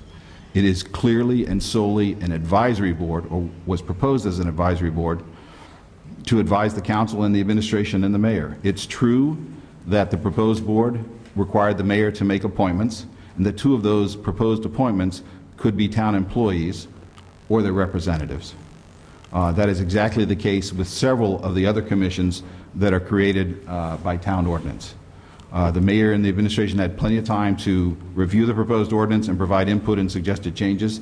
They did none. If the legislation had proposed something that was not allowed by our municipal code or state law, certainly Mr. Kaiser would have flagged it, or someone else would have done. The procedure is for the administration to provide that input and to make changes to the legislation. None of that happened. And as you recall, the mayor was in attendance at the council meeting when this vote was taken, and he certainly could have spoken up. Second, it's one of the comments that Councilwoman Castellino said was that if the mayor does not support this, then it's not going to be able to operate the way it should be. And at least theoretically, that's not true, because under our form of government, the mayor cannot choose to not follow the law. And by that I mean, if the council approves an ordinance, then the mayor has to follow it, whether he likes it or not. All of elected officials take an oath of office that says we will support the U.S. Constitution and the state Constitution and all of the laws thereunder. So if the mayor, under our municipal code, which I do read, if the mayor opposes an ordinance that the council passes, our code gives us the process to handle that. He can veto the ordinance, and the council then has the opportunity to override that veto. And if the council overrides his veto, he has to follow the law. The mayor has not used his veto in more than 6 years in the office, so the council hasn't had an opportunity to use that process, but it's there in our code, and it certainly would come into play if we did pass an ordinance that the mayor opposed. Thank you. Thank you, Councilman. Councilwoman. Yes. Congratulations, PAC-10. Thank you for coming down. I was very impressed with your answers on what you love about the township, and I think that's wonderful and very enjoyable part of the evening. Mrs. Morelli, thank you, as I said the last few meetings, for bringing Aging in Place to us. The survey which you call from Montclair, as we discussed, and I had researched this with Montclair State University, is more of a comprehensive study, and I think it's wonderful that we could try to get that to come here to us. Montclair paid about $20,000 to get their comprehensive study done. We could probably do one here for about $10,000, but we need a grant, and hopefully in the near future we'll be able to secure one and get the process moving to expand on services and looking towards Aging in Place. Montclair also was successful in receiving $100,000 as well in forms of grant to implement a lot of their programming. And when I asked them over at Partners in Health what exactly did they put in place, mainly they really didn't have a transportation system for their seniors, and we're fortunate here where we do. And so, again, there's always improvement. I do believe, reading all the literature that you brought to us, there are many improvements we can make. And because times change and different programmings change and different new ideas are formed, I think it's great that we're looking at this. I also truly believe, and the administration has committed to working, my colleague, Councilwoman McCartney, I know is working on a grant to get a newsletter, because I do truly believe we need a newsletter, because the programming that we do have, it's not out there to all our residents, and we need to get that information out there to our residents so they are aware of all the different programming. And I agree also, the county does a wonderful job. I think that was a great event that they had last week. It was very informative. And they do have a lot of great services, but again, we have to get better information out there to our residents, because it's a waste for us to waste our funds on duplicating services that are already there for the county, especially when the county building is so accessible to us. It's right over in Verona off of Bloomfield Avenue, so we don't really want to duplicate services. But thank you for bringing that to us. And, my colleague is correct about the law, but my comments were not about the law, but they were about how I feel about the situation. I second the motion to give my colleague the respect to have which I thought was going to be discussion. And now we clarify that at the beginning of the meeting for the next time we make a proposal of legislation. But I truly feel that you have to work as a team, not just with us as a council, but with administration. And Mayor felt strong that senior services fall under his domain. It's the administration's responsibility. He has office hours this evening right across the hall. Folks are welcome on Thursday nights to go speak with him about programs. I've received phone calls over the summer about jitney services, and we've helped many residents and implemented. So it's by not supporting the ordinance wasn't mean we didn't care about seniors, because that is ridiculous. I've always cared about seniors, 10 years on the school board. I've always supported senior busing to pick up our seniors to bring them to school plays, senior citizen prom, having our high school students work with our seniors, having our middle school students go to many senior programs that you have attended yourself. So very supportive of anything we could do.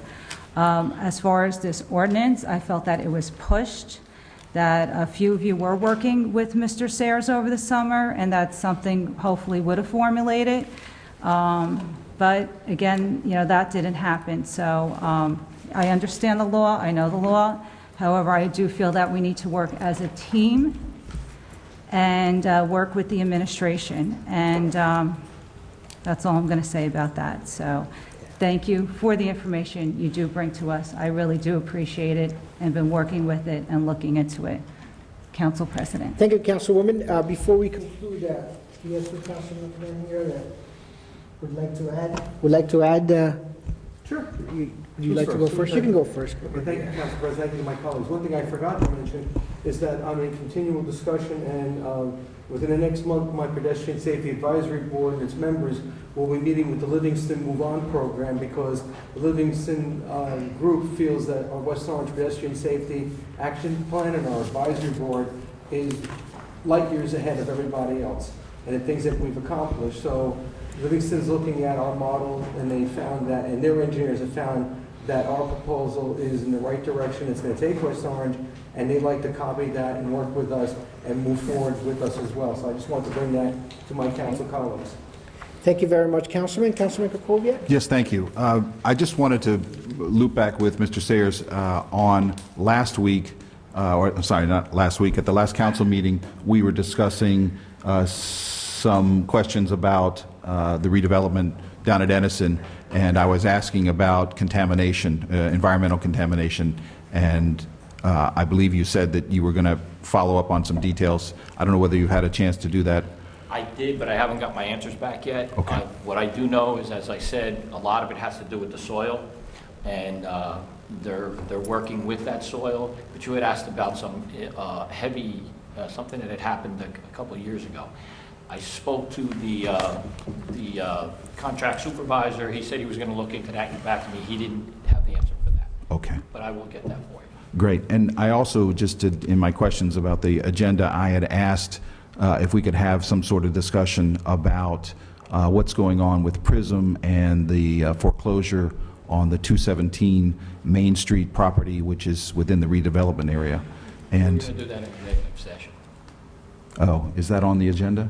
It's not on the agenda, but I was just informed that we're going to be having an executive Well, there's session. going to be one with Mr. Moon, because you had requested that he come here and speak about that issue on the agenda. That's also a legal matter. Oh, I had asked just to get some We information. wanted someone to speak about that, but we need to do that in executive session, because it's a legal matter.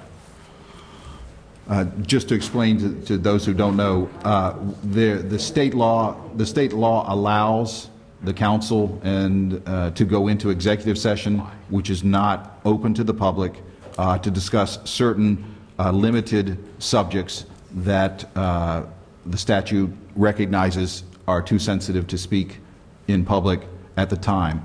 The clerk will take notes of what happens, and when we get to a point when the discussions in the executive session no longer potentially impact whatever external actions like litigation or whatever, then they're released to the public and you can read them. And if you ever want to look at any executive session minutes, they're all up on the town website. So I hope that sort of explains. Basically what it is anything that is a potential matter of litigation for the township has to be discussed in executive session. Thank you, Councilman. Councilman? Yes. May I just, to Joe's point about the remediation, somewhere buried in those agreements, there is a no further action letter that is in the agreements with this redevelopment project. So I'm not sure exactly what you're asking about remediation, but I do know that there is a letter in there on that. That's actually exactly what I'm asking about, because that no further action letter actually said that there are two potential problems that cannot be addressed until we get heavy equipment on the site. And that's what I was asking about. Okay. He was not aware of that. That's Really? No, he was not. What he told me was, I said, what potential issues are on the site? And he said, right now we're just dealing with soil conservation issues. So he was not aware of anything other than that. Okay. Just to add, a lot of those questions pertaining to potential contamination come up during the financial negotiations with the banking institutions. So I'm sure that there's some documentation somewhere that shows the exact status of the soil of the entire radius. So we'll dig. We should dig and figure out what's going on so we can really understand what that condition is. Councilwoman, are you? No, I just wanted to say, I know that there is a no further action letter, and that was $51 million into the project when that letter surfaced. Okay. Well, thank you all for your comments. And when do we want to do executive session, at the beginning of business or at the end of resolutions? I vote that we move it to the end of the end of the meeting, because I'm sure there's not people here who are here for either of those two litigation matters, but if there are other things, then we should get to them so that they... And it isn't anything we're going to be able to discuss with the public anyway. My second question to you all is actually to legal. Do we need to include an executive session resolution in here? Absolutely. So I make a motion to add an additional resolution. Second. And it has to be supermajority, Mr. Kaiser, correct? It should be. I'm not sure what Mr. Moon is here to talk about, but... one of the resolutions, Councilman, which resolution? Yeah, there's a resolution about the special master Oh, okay. Resolution for the affordable housing obligation. And Okay, so I guess, Madam Clerk?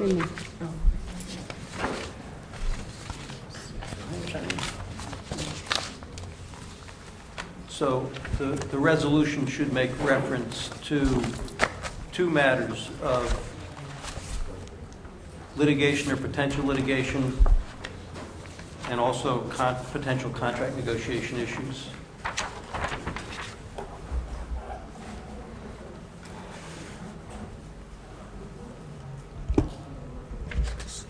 So we have one of them in connection with redevelopment, and the other in connection with, I guess it's in 220. 220-16.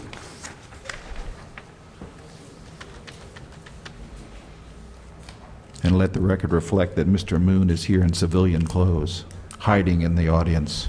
Behind the camera. He just happened to be in the neighborhood. Fatima, let's take roll call on that proposal. Sure. Okay. Councilwoman Castellino? Yes. Councilman Guarino? Yes. Councilman Krakowiak? Yes. Councilwoman McCartney? Yes. Council President Cirillo? Yes, thank you very much, Madam Clerk. That concludes the public comment portion. We're going to move on with consent agenda. Approval of minutes of previous meeting, public minutes September 20th of 2016. Consent? Consent. Report of township officers, none. Bills, Consent. Consent. Consent. is there any resolutions being pulled this evening? Yes. We'll see, because, 220-16, Madam Clerk. see. And Colleagues? No. That's the only one I saw. That's it. Okay. Is there a motion to approve the consent agenda? So moved. second. So who was the first?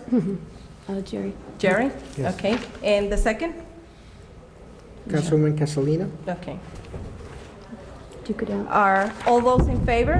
Aye. Aye. Any opposed? The consent agenda is implemented. Thank you, Madam Clerk.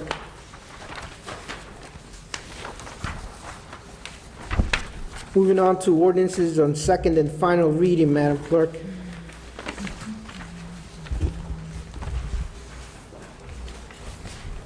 Is there a motion to introduce ordinance 229216 So moved. on second and final reading? 2492? First? No, I thought you said 2292. It's 24. 249216. So moved. Second.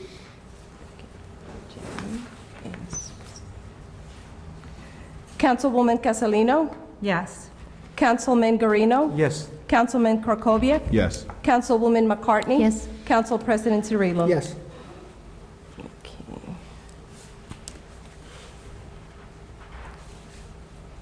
Any members of the general public wanting to be heard? Okay. Is there a motion to adopt ordinance number 249316 on second and final reading? Before we move forward, Discussion on this. Madam Clerk, we want to know if there are any members of the public that wish to be heard on Resolution 2492-16. This is a bond ordinance, amending an original bond ordinance. Any members of the administration wishing to address council? I certainly have questions, yes. Yes, Councilman Thank you. Krokoviac. This ordinance would revise two areas of capital expenditures that were originally approved in the original bond ordinance early this year. And I don't have the ordinance in front of me, but it You have it? is it. Thank you. It takes. It originally had allocated $625,000 to do a variety of work on multiple pump stations here in town that are connected with the sewer system, and of which at least one on Old Short Hills Road we've had significant problems and have spent quite a bit of money for short-term fixes there. So that was originally going to be, I think, $625,000 out of a bond ordinance of about $7 million. And this ordinance changes that. It takes $300,000 from the pump stations and moves it to acquire a new entry item, acquiring jitney buses for $300,000, 3 jitney buses. Oh, Mr. Lepore is here. Wonderful. So I just wanted to ask some questions about that, and since Mr. Lepore is here, I'd be very happy to throw the questions at him. One of the questions that came up in my mind when I asked this question before the last council meeting, you sent a note that eventually got back to me that said we had 6 operational buses and 2 that were awaiting repair, potentially expensive repair. When I got the email back from Mr. Gross today, it said we only have 5 operational buses and 3 of them are awaiting repair. So I just wanted to sort of get the facts straight. Maybe you can clarify, Okay. please. There are 5 operational buses. 2 are undergoing repair. A third one, which is a New Jersey Transit bus, has been retired by both the township and New Jersey Transit. So we currently have 5 operating buses and 2 that are out for repair. Okay. So we already purchased one bus earlier this year for about $62,000. I'm trying to get an idea of why we would need to buy three additional buses. The reason why we're looking at 3, 4 of the 5 operational buses are approximately a little over 2.5 years old. Some of the mileage, and I think, and I did not bring this information, we may have supplied you with some information about buses and the year and the mileage. By the time we start to replace these buses next year, because I do not expect to get these buses till the beginning of next year, these buses will be 3 years old. Probably at least one of them will start to approach 100,000 miles on it, and we want to start then to rotate some of the newer buses into our current jitney service and help keep the life of the ones that we have so that we have reliable backup buses. Okay. So this is information you gave me last time. The buses, I'm just going to run through the mileage. One has almost 52,000. One has 71,000 miles on it. One has almost 50,000 miles on it. This is the one I guess we just purchased this year. It has 892 miles on it. And another one with 81,000 miles on it. 1, 2, 3, 4, 5. So those are the 5 operational buses. Correct. Right. Do you know what the expected life or mileage of these buses is? I see New Jersey Transit. We have a New Jersey Transit bus that has been taken out of operation. We've had that in operation for about 7 years. When we got to about the 5 or 6 year mark, they were recommending that bus be removed from service. I think that they have a vast experience in the buses, probably a little bit more than we do. And I think as we start to approach a 5-6 year lifespan, these buses should be retired. Now, some of the buses that we're currently repairing are older than 6 years, but we want to make sure we do have some reliable backups. We do have 5 routes that we are currently running on our shuttle. Certainly, I think with 5 routes, you need at least 2 reliable backup buses. And I'm not going to say that we've had failures of 2 on any one day, but in the past, as the fleet got older, we would experience that. Okay. So if the average life of these things is 5 or 6 years, several of them were purchased in 2014. Are you thinking that those are ones you're going to replace next year? Not necessarily retire, but to start to rotate some of the higher mileage ones, particularly to routes that are shorter routes and accumulate less miles. That seems to make sense. Mr. Gross sent back an email that said we were also looking to take on more buses, not to replace them, as you were saying, but to account for additional ridership. Well, these, I'm looking to have slightly larger buses that we order, which is becoming a problem on some of our routes where, on some of our runs, on particularly routes 1 and 2, where we're about at capacity for some of the runs. Now, the buses aren't going to be extremely larger. They will seat 33. I think they will have a capacity to have a few more standees. So we may take a bus that currently seats 25, stands 3, and expand that to a 33-seat bus that could, because it's a much bigger chassis, probably could stand another 4 or 5. So we may be expanding the bus's capacity by about 10, and I think that's going to be needed in some of the Valley and Gregory routes that we run. Okay.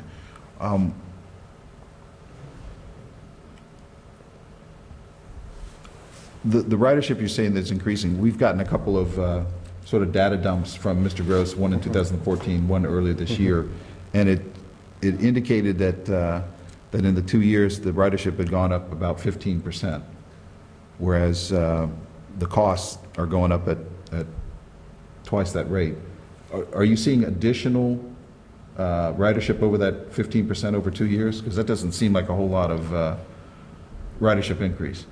I think are you asking me going forward, do I expect that, or?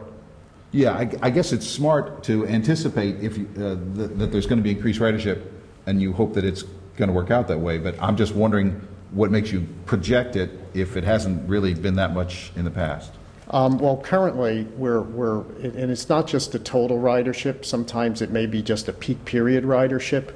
For example, I think a lot of commuters to New York want to be in New York at around 8 o'clock. I'm not saying that some don't go early, but there's a very high demand for a train that leaves South Orange at around 7:34 or something, 7:32, where that's really a peak period or a peak route that unfortunately I think we're standing people on that route, and I expect that route to get bigger. And some people may want to take that, but they realize that they aren't guaranteed a seat. So some may actually be taking an earlier train.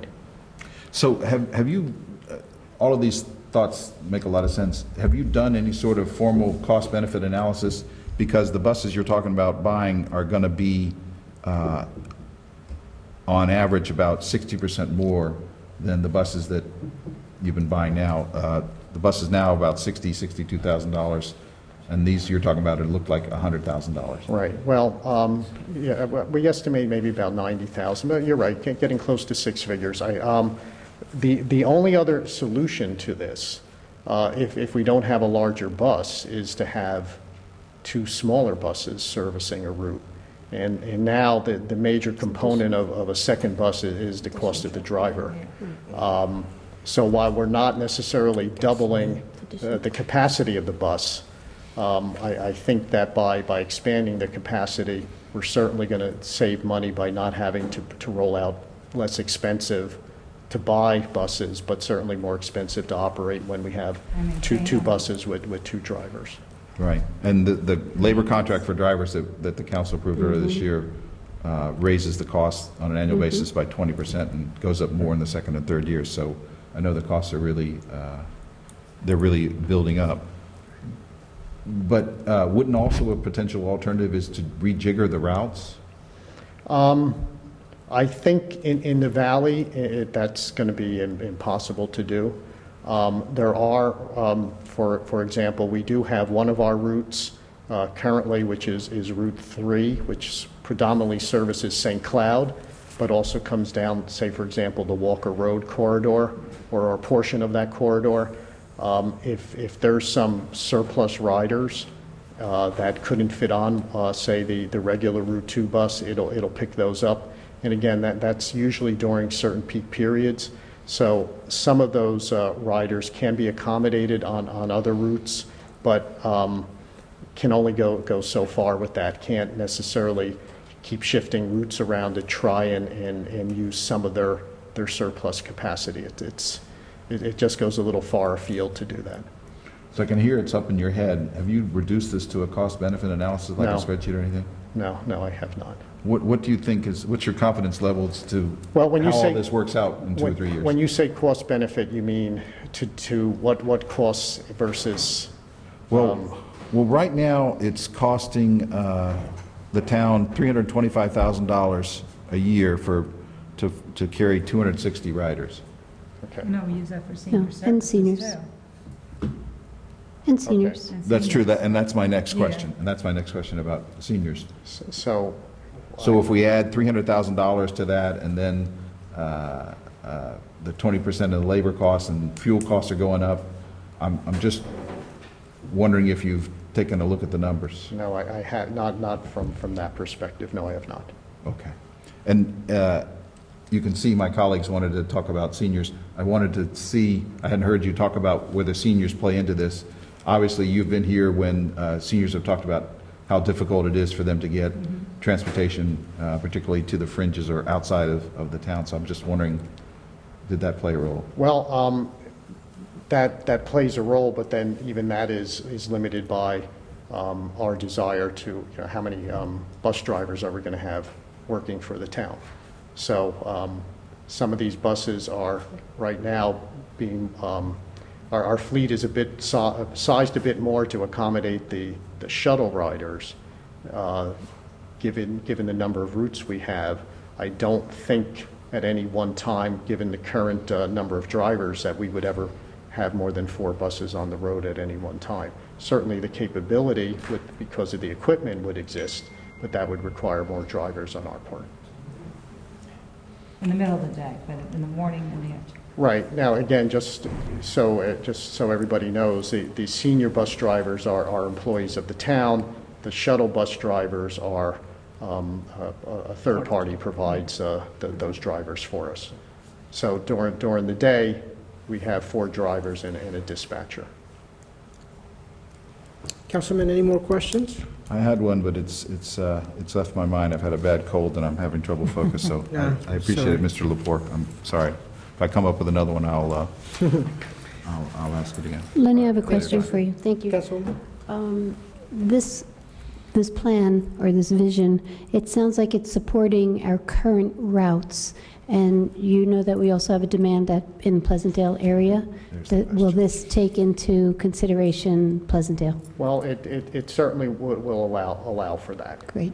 Okay, but we're not there yet. We're not there yet. Okay, good. Councilwoman, let's finish.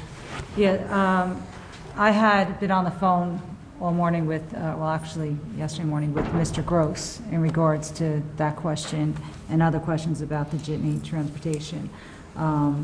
So, yeah, he feels that we should, it's going to have to play into the budget with the bus driver. Is there any way we could do a shared service? Because I know with the school district, they, any way we could talk to them at all in regards to shared services with drivers in the midday at all? I know the morning, the afternoon would be out, but midday for senior services, is that feasible? It's a great idea. It's very difficult because the senior citizens, we run those buses from 9 till what, 3:34? Yeah. So, and we're pretty much booked up day to day, so we got to make sure that we have drivers that can drive them back and forth. And it's the same thing with our commuters, obviously. I mean, the commuters are out there every day, every morning and every night, and they need to get where they got to get to and get home when they got to get home. So I don't think this is a good shared services. I don't think this is a good thing to use a shared services agreement, only because you need people consistently. And sometimes when you do shared services agreements, that doesn't happen. All of a sudden, the school board says, well, I can't give you this guy today. He's going to do this.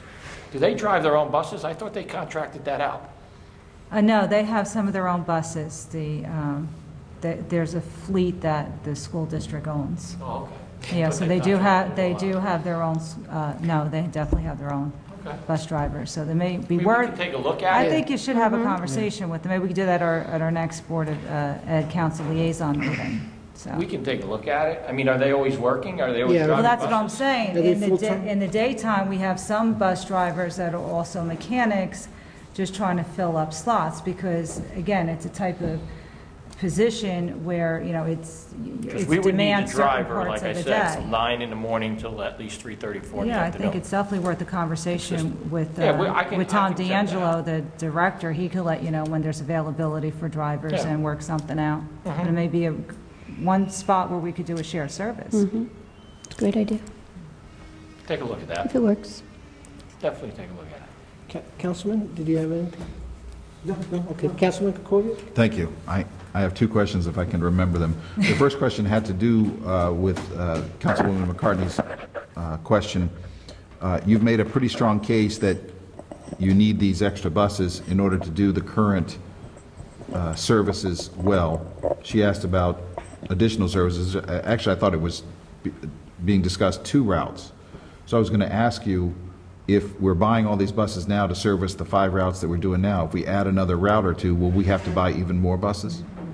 Don't necessarily anticipate that for one route, but for 2 routes, again, if we have 8, I'll call them frontline buses that are now approaching 3 years old, 1 that's new and 2 others that are new, or let's say next year 3. One's 3 years, 4 are 3 years old, 1 is 1 year old, and if we have 3 new buses, again, I think we could certainly add consider adding a route with one of those buses, but I think at that point, it would give us, then we'd have 6 routes, 8, I'll say, frontline buses. I think it would be difficult to add a second route without having another reliable backup. So my understanding is that Certainly indoor discussions were Pleasantdale along Pleasant Valley Way and then also Redwood. So I thought those were two different. I'm not sure if they were. Straight I'm down not sure if they were Pleasant Valley two mutually exclusive routes. That could be looked at as one. Yeah, it could be one, it's one. Okay. My other question had to do with the poor sump pumps that are losing half their funding. Are we going to have a problem with the sewers if we don't properly fund the Mr. stations? Gross and I talked about that and then placing that monies back in the 2017 capital budget.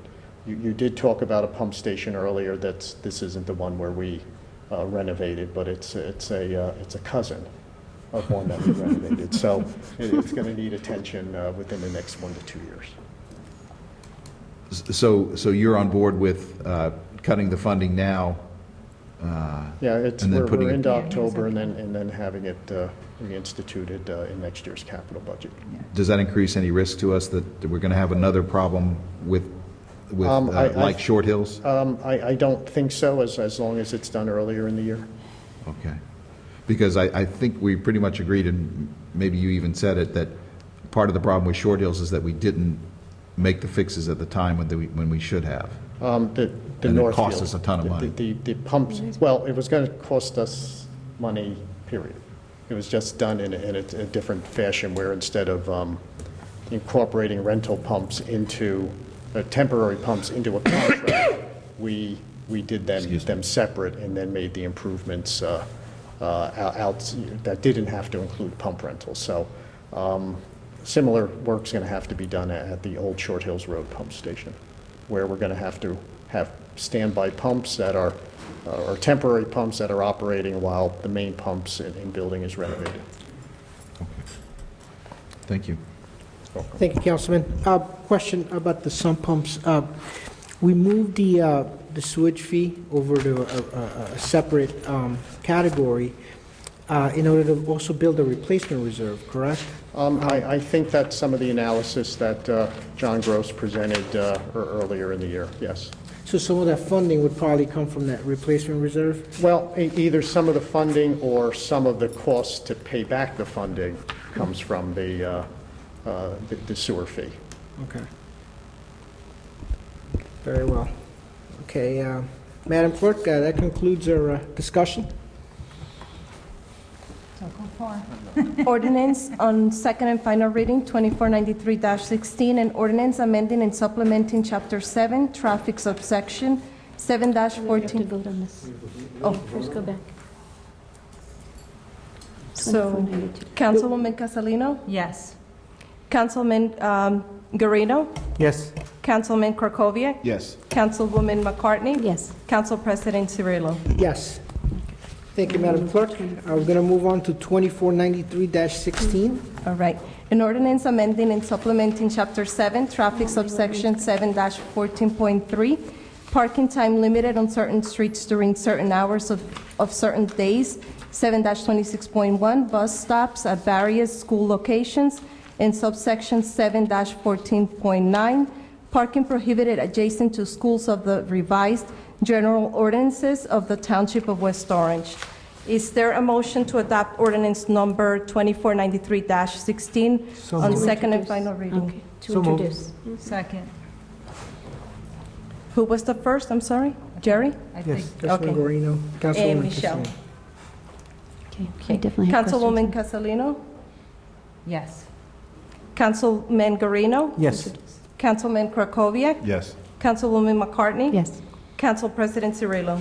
Yes, thank you, Madam Clerk. Any member of the public wish to address the council at this time? 2493-16. Seeing none, any of my colleagues? Could I just ask you a question? I think Mr. Lepore has to speak. Yeah, so- Could I just ask a question? Yes. I'm not sure everybody in the audience necessarily knows what the ordinance is. Did we read it by title? We did read it by title. Okay, I'm sorry, I missed that. Yeah, it's okay. I mean, is that short summary in there? I mean, would you like to give a legislative I could read the history? legislative history. Yeah. All right. Thank you, Councilwoman. This is ordinance 249316. With the completion of a school bus driveway in front of Gregory School on Gregory Avenue, the bus stop for school buses along Lowell Avenue location behind the school is no longer needed. The ordinance eliminates the bus stop on Lowell Avenue. All of the easterly curb line of Lowell Avenue between Walker Road and Winding Way will be used as a student drop-off and pickup area.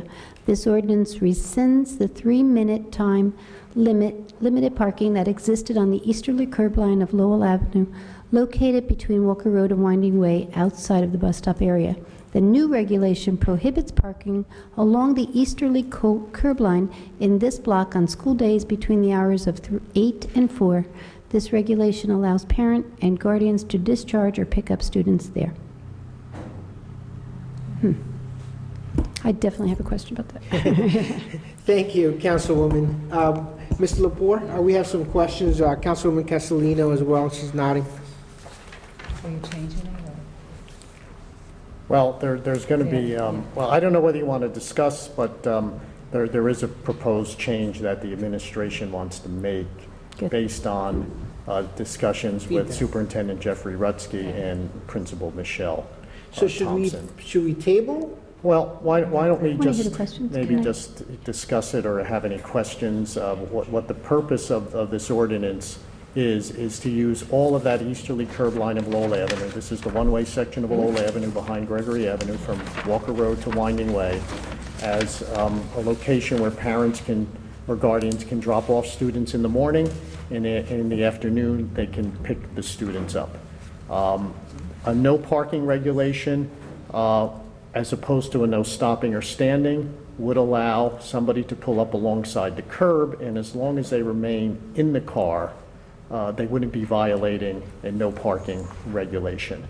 Now, in the morning, the point isn't to have parents or guardians driving and parking and waiting there.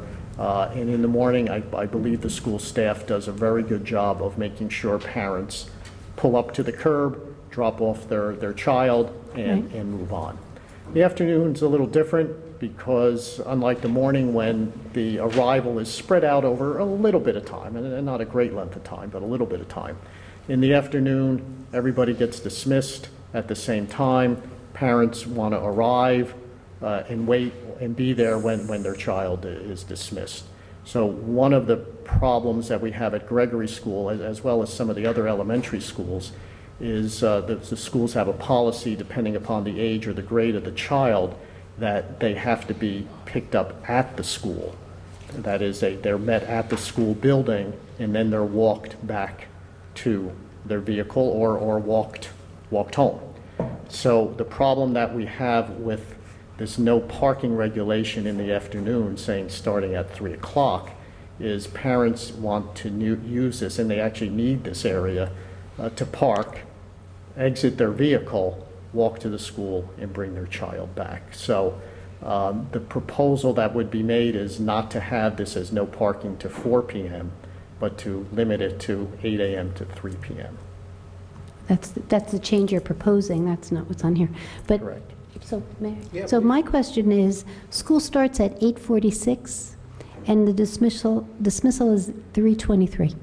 So, and the intent of that whole plan was to create that kiss and go on the easterly side of Lowell. So parents are not parking, they do have to move, but that only happens in the morning. So why would we prohibit parking once school starts after 8:46? Like, after that, they're not using that. Why couldn't people park there after that? Well, the reason why is we want to make sure that come the afternoon dismissal, that there aren't cars that have decided to park there at 9 o'clock, and then have the police trying to find them to move their vehicles.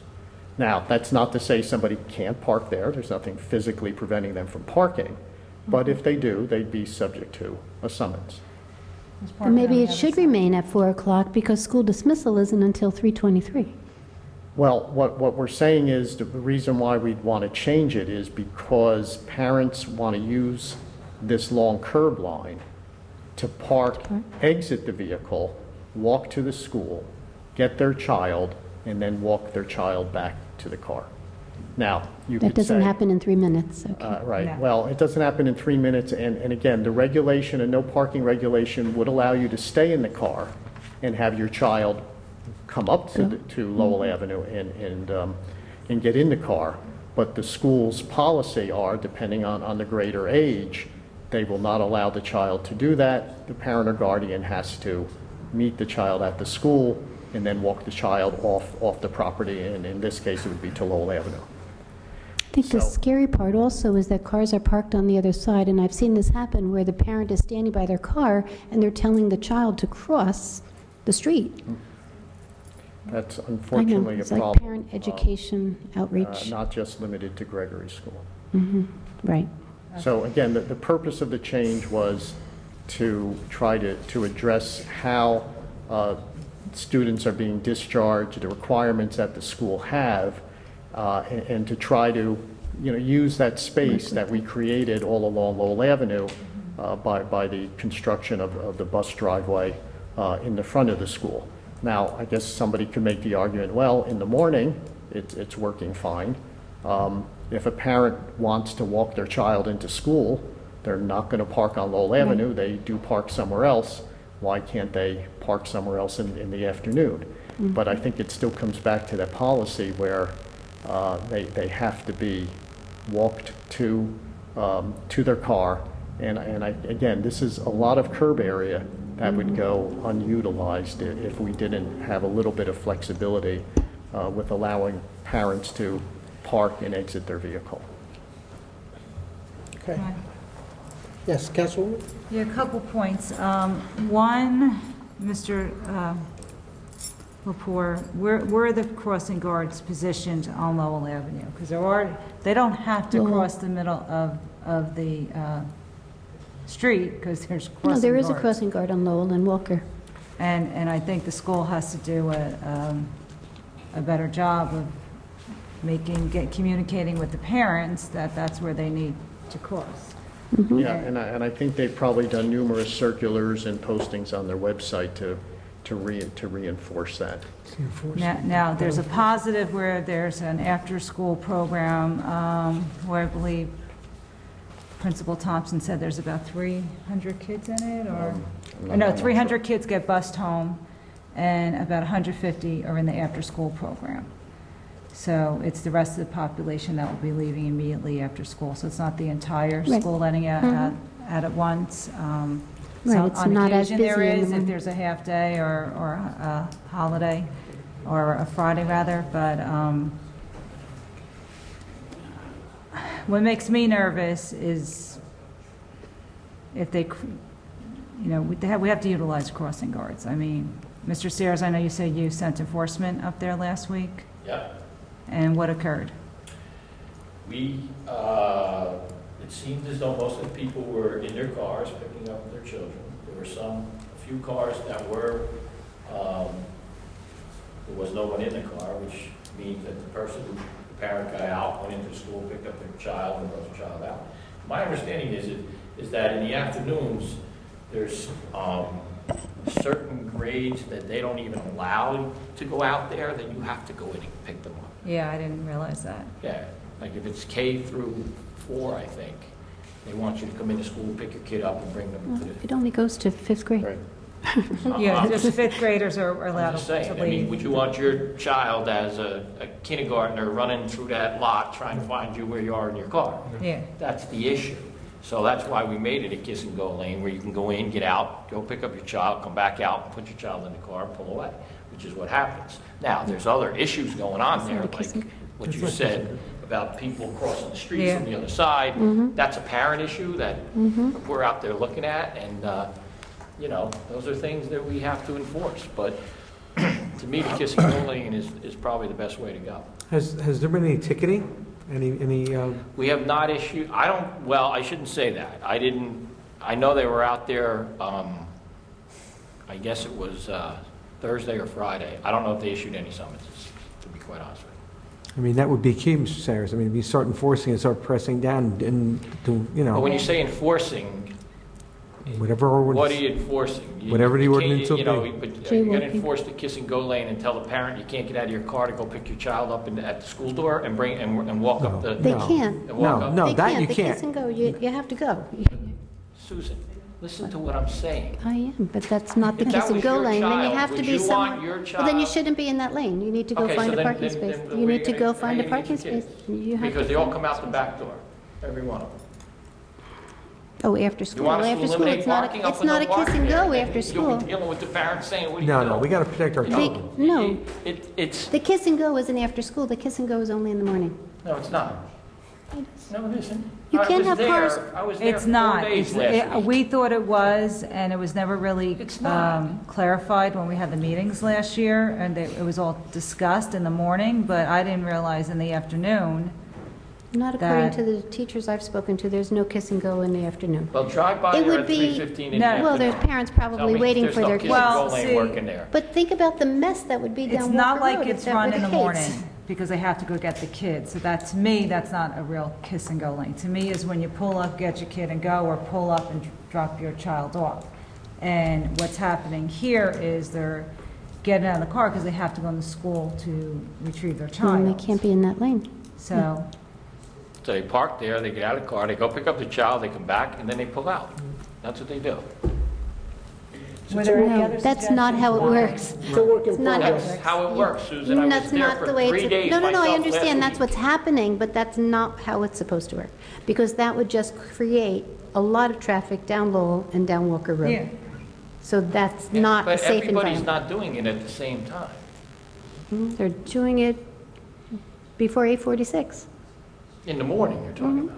I was not there in the morning, I was there in the afternoon. Because people were, that called my office, their concern was the afternoon, not the morning. Mr. Laporte, was there any more other suggestions made by the school officials? I mean, No. have they been pondering this over, or what do they come No, up with? no, not in the afternoon. And I just want to, reiterate, the morning is just completely different than the afternoon. I mean, you see it with the buses in the front, buses and even the special needs buses, they don't all arrive at the same time. Right. But in the afternoon, most of them, I'm not sure if the fourth bus in the front is there at the moment everybody is discharged, but generally, the buses are all there waiting when children are discharged. And the same is true with parents.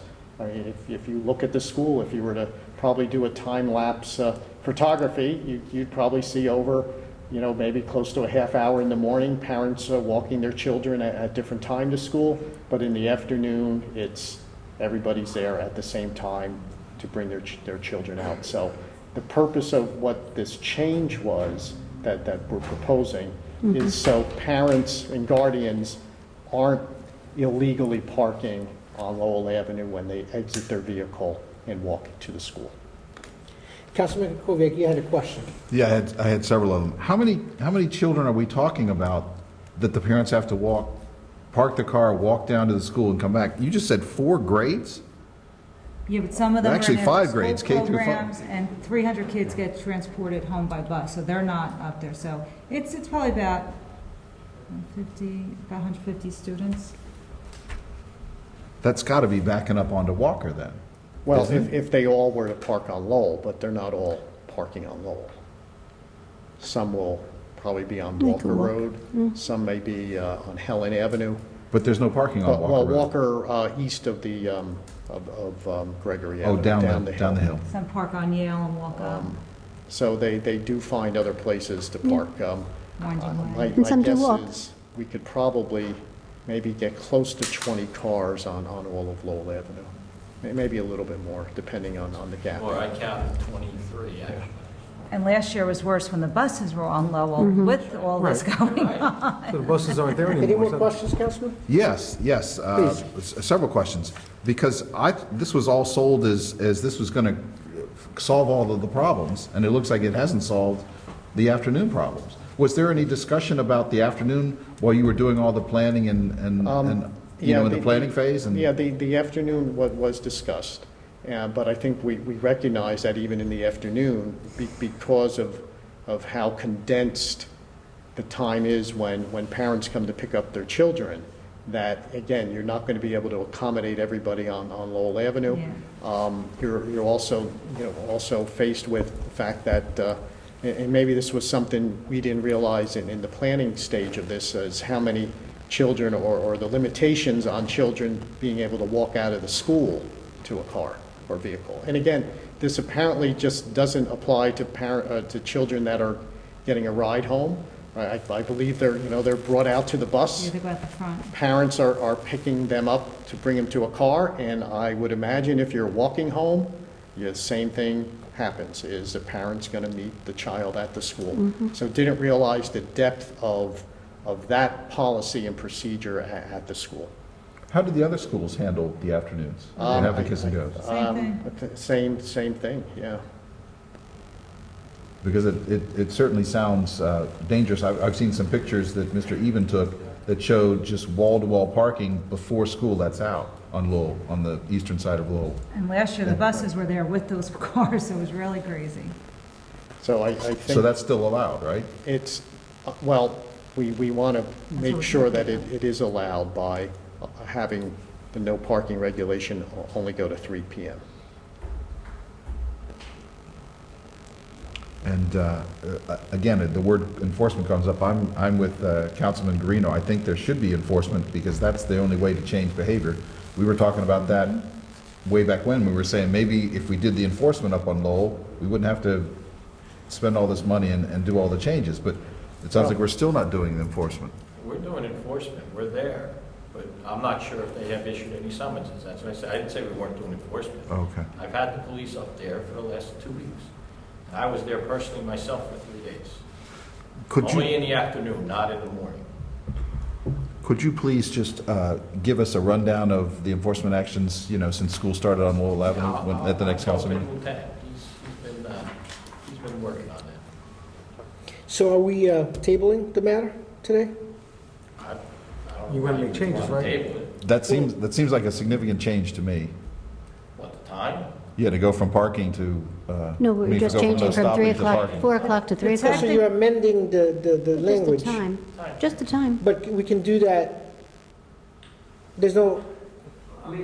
There's no language change, it's just the It's a time. much more difficult question about materiality in a situation like this, but, I am concerned about it because if you're going to enforce it, Yeah, you need something. some lawyer can use it as a defense that you didn't follow the rules in enacting the ordinance. So, what specific changes are you proposing? Time.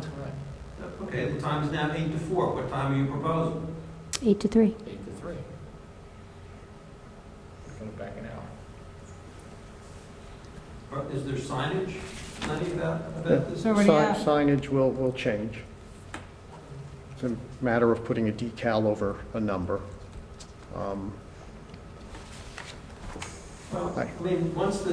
Once the signage changed, then there's notice right there in everybody's face. I have one question though. You and I hadn't discussed this afternoon. What is the reason for going from 3 to 4? Or 4 to 3. 4 to 3, I'm sorry. Is to allow parents or guardians to legally park on Lowell Avenue, and which would allow them to get out of the car, go onto the school grounds, pick up their child, walk him or her back to the car. Because it comes after 3. Right. That makes sense. That definitely makes sense. Okay. That definitely makes sense. I don't know how many, well, this would be hard to police, or not our police, but for the school. If you leave it to 4, it's not, there's no stopping or standing, and the 5th grade parents just pull up there, and then they don't have to get out of their car because their children would walk up. And you could leave it to 4 and just let the school implement that the 5th grade parents can use that lane. That's one way of handling it. Except, I'll just ask you a question. When you had a child in 5th grade, did you have any other children in school? Yes, but... I'm See, that rule wasn't in place when my kids No, were... I'm not, I don't I mean think to- that's a I'm not newer trying- rule. It's not meant to put you on the spot. It's just No, meant I to know, say somebody I could have a know. child I in mean- 5th grade, but yet also have someone in 2nd or 3rd, and now what do they do? Or do they have the fifth grader walk Yeah, from that's a child school out? through, I You guess. know. Yeah, well, this is a new rule now. This makes sense. Recognizing that this is a safety issue, how urgent is the change? Well, maybe what I thought is maybe I would ask the council to adopt it, and I'll come back with a change. Right, I mean, because you Yeah. can do that. Because I'll have more of a problem if we don't adopt it then. I mean, Yeah. we have a big problem right now. The issue, why is it a material change? I don't know if it's that, Frank, but I don't think it is. It's a 1 hour change. It's a judgment call, so. I mean, I think it's a 1 hour change. It is a 1 hour change. But it's not, I don't think it's a material change. Right. It's 1 First- hour difference. But For it makes, safety's it totally sake. changes that situation when the school gets out. But it changes the situation for a positive reason. Because school doesn't get out till after 3 o'clock. Right. It gives the parents time to. And it gives the parents pull time to their- get and- I there understand. and get their I children. understand. That's what the whole issue is. This is all about child safety. I don't understand why everybody thinks this is a big deal, this 1 hour. Well, it's probably not such a big deal, but.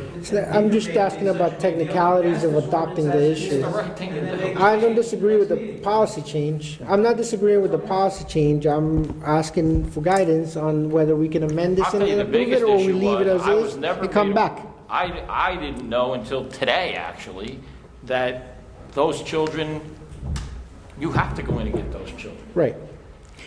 That's- I That's agree with the rule change, of the so, school. I agree with the change, too. Can So, we vote on the change? can we amend it and vote on it? Make a motion to, Sure you can. And I'm asking Lenny, how urgent is this? It's urgent. It's urgent. Then go ahead. Okay, I'll make a motion to amend a resolution, ordinance 2493-16, by changing the time from 8 AM to 3 PM. I'll second the second. amendment. So do we vote on the amendment? Do they have to vote on the amendment first? Yes. Then you- Mm-hmm. Yes. Madam Clerk, roll call on the amendment. Okay. Is there a motion to amend ordinance number 2493-16? so moved. Second. Councilwoman Castellino? Yes. Councilman Guarino? Yes. Councilman Krokoviac? Yes. Councilwoman McCartney? Yes. Council President Cirillo? Yes, thank you, Madam Clerk. We're going to move on to a vote if no one else has any additional comments on ordinance I 2493-16. have one. Lenny, are you going to prepare the conforming ordinance? Do you prepare the? Yeah, I'll modify the ordinance. When does this go into effect? Oh, I'm sorry. When does this go into effect? Like tomorrow, do you go out with a decal? Well, we've got to get the 20, yeah, you decals, have to wait so 20 days for the so ordinance to we'll take effect. get the decals and put them on. Councilwoman, you had a question? Yeah, I like Mr. Sayers, if you could have a conversation with Mr. Rutsky to make sure that the parents are using the crossing guards. I'll know that the principal maybe might want to send somebody out there after school or however they're going I can I discuss. think there are handle it, but- teachers, yeah. to, I think it's important that we can't have them crossing the middle of the street. Thank you, If you're Councilwoman. if you're allowing them to park on both sides, I mean, that's just asking for trouble. You want some water? I'm fine, thank you. Sorry. Okay. Councilwoman McCartney, you had any additional commentary? No. Okay. Seeing none, Madam Clerk? No Yes, motion roll to call. adopt. On approving ordinance 2493-16 as amended. As amended, okay.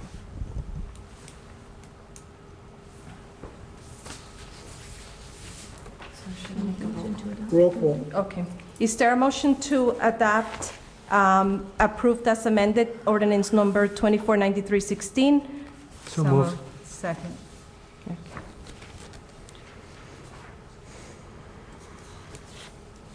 Councilwoman Castellino? Yes. Councilman Guarino? Yes. Councilman Krokoviac? Yes. Councilwoman McCartney? Yes. Council President Cirillo? Yes, thank you, Madam Clerk. Madam Clerk, we're going to move on to executive session at this point. to discuss a matter of litigation and a redevelopment matter.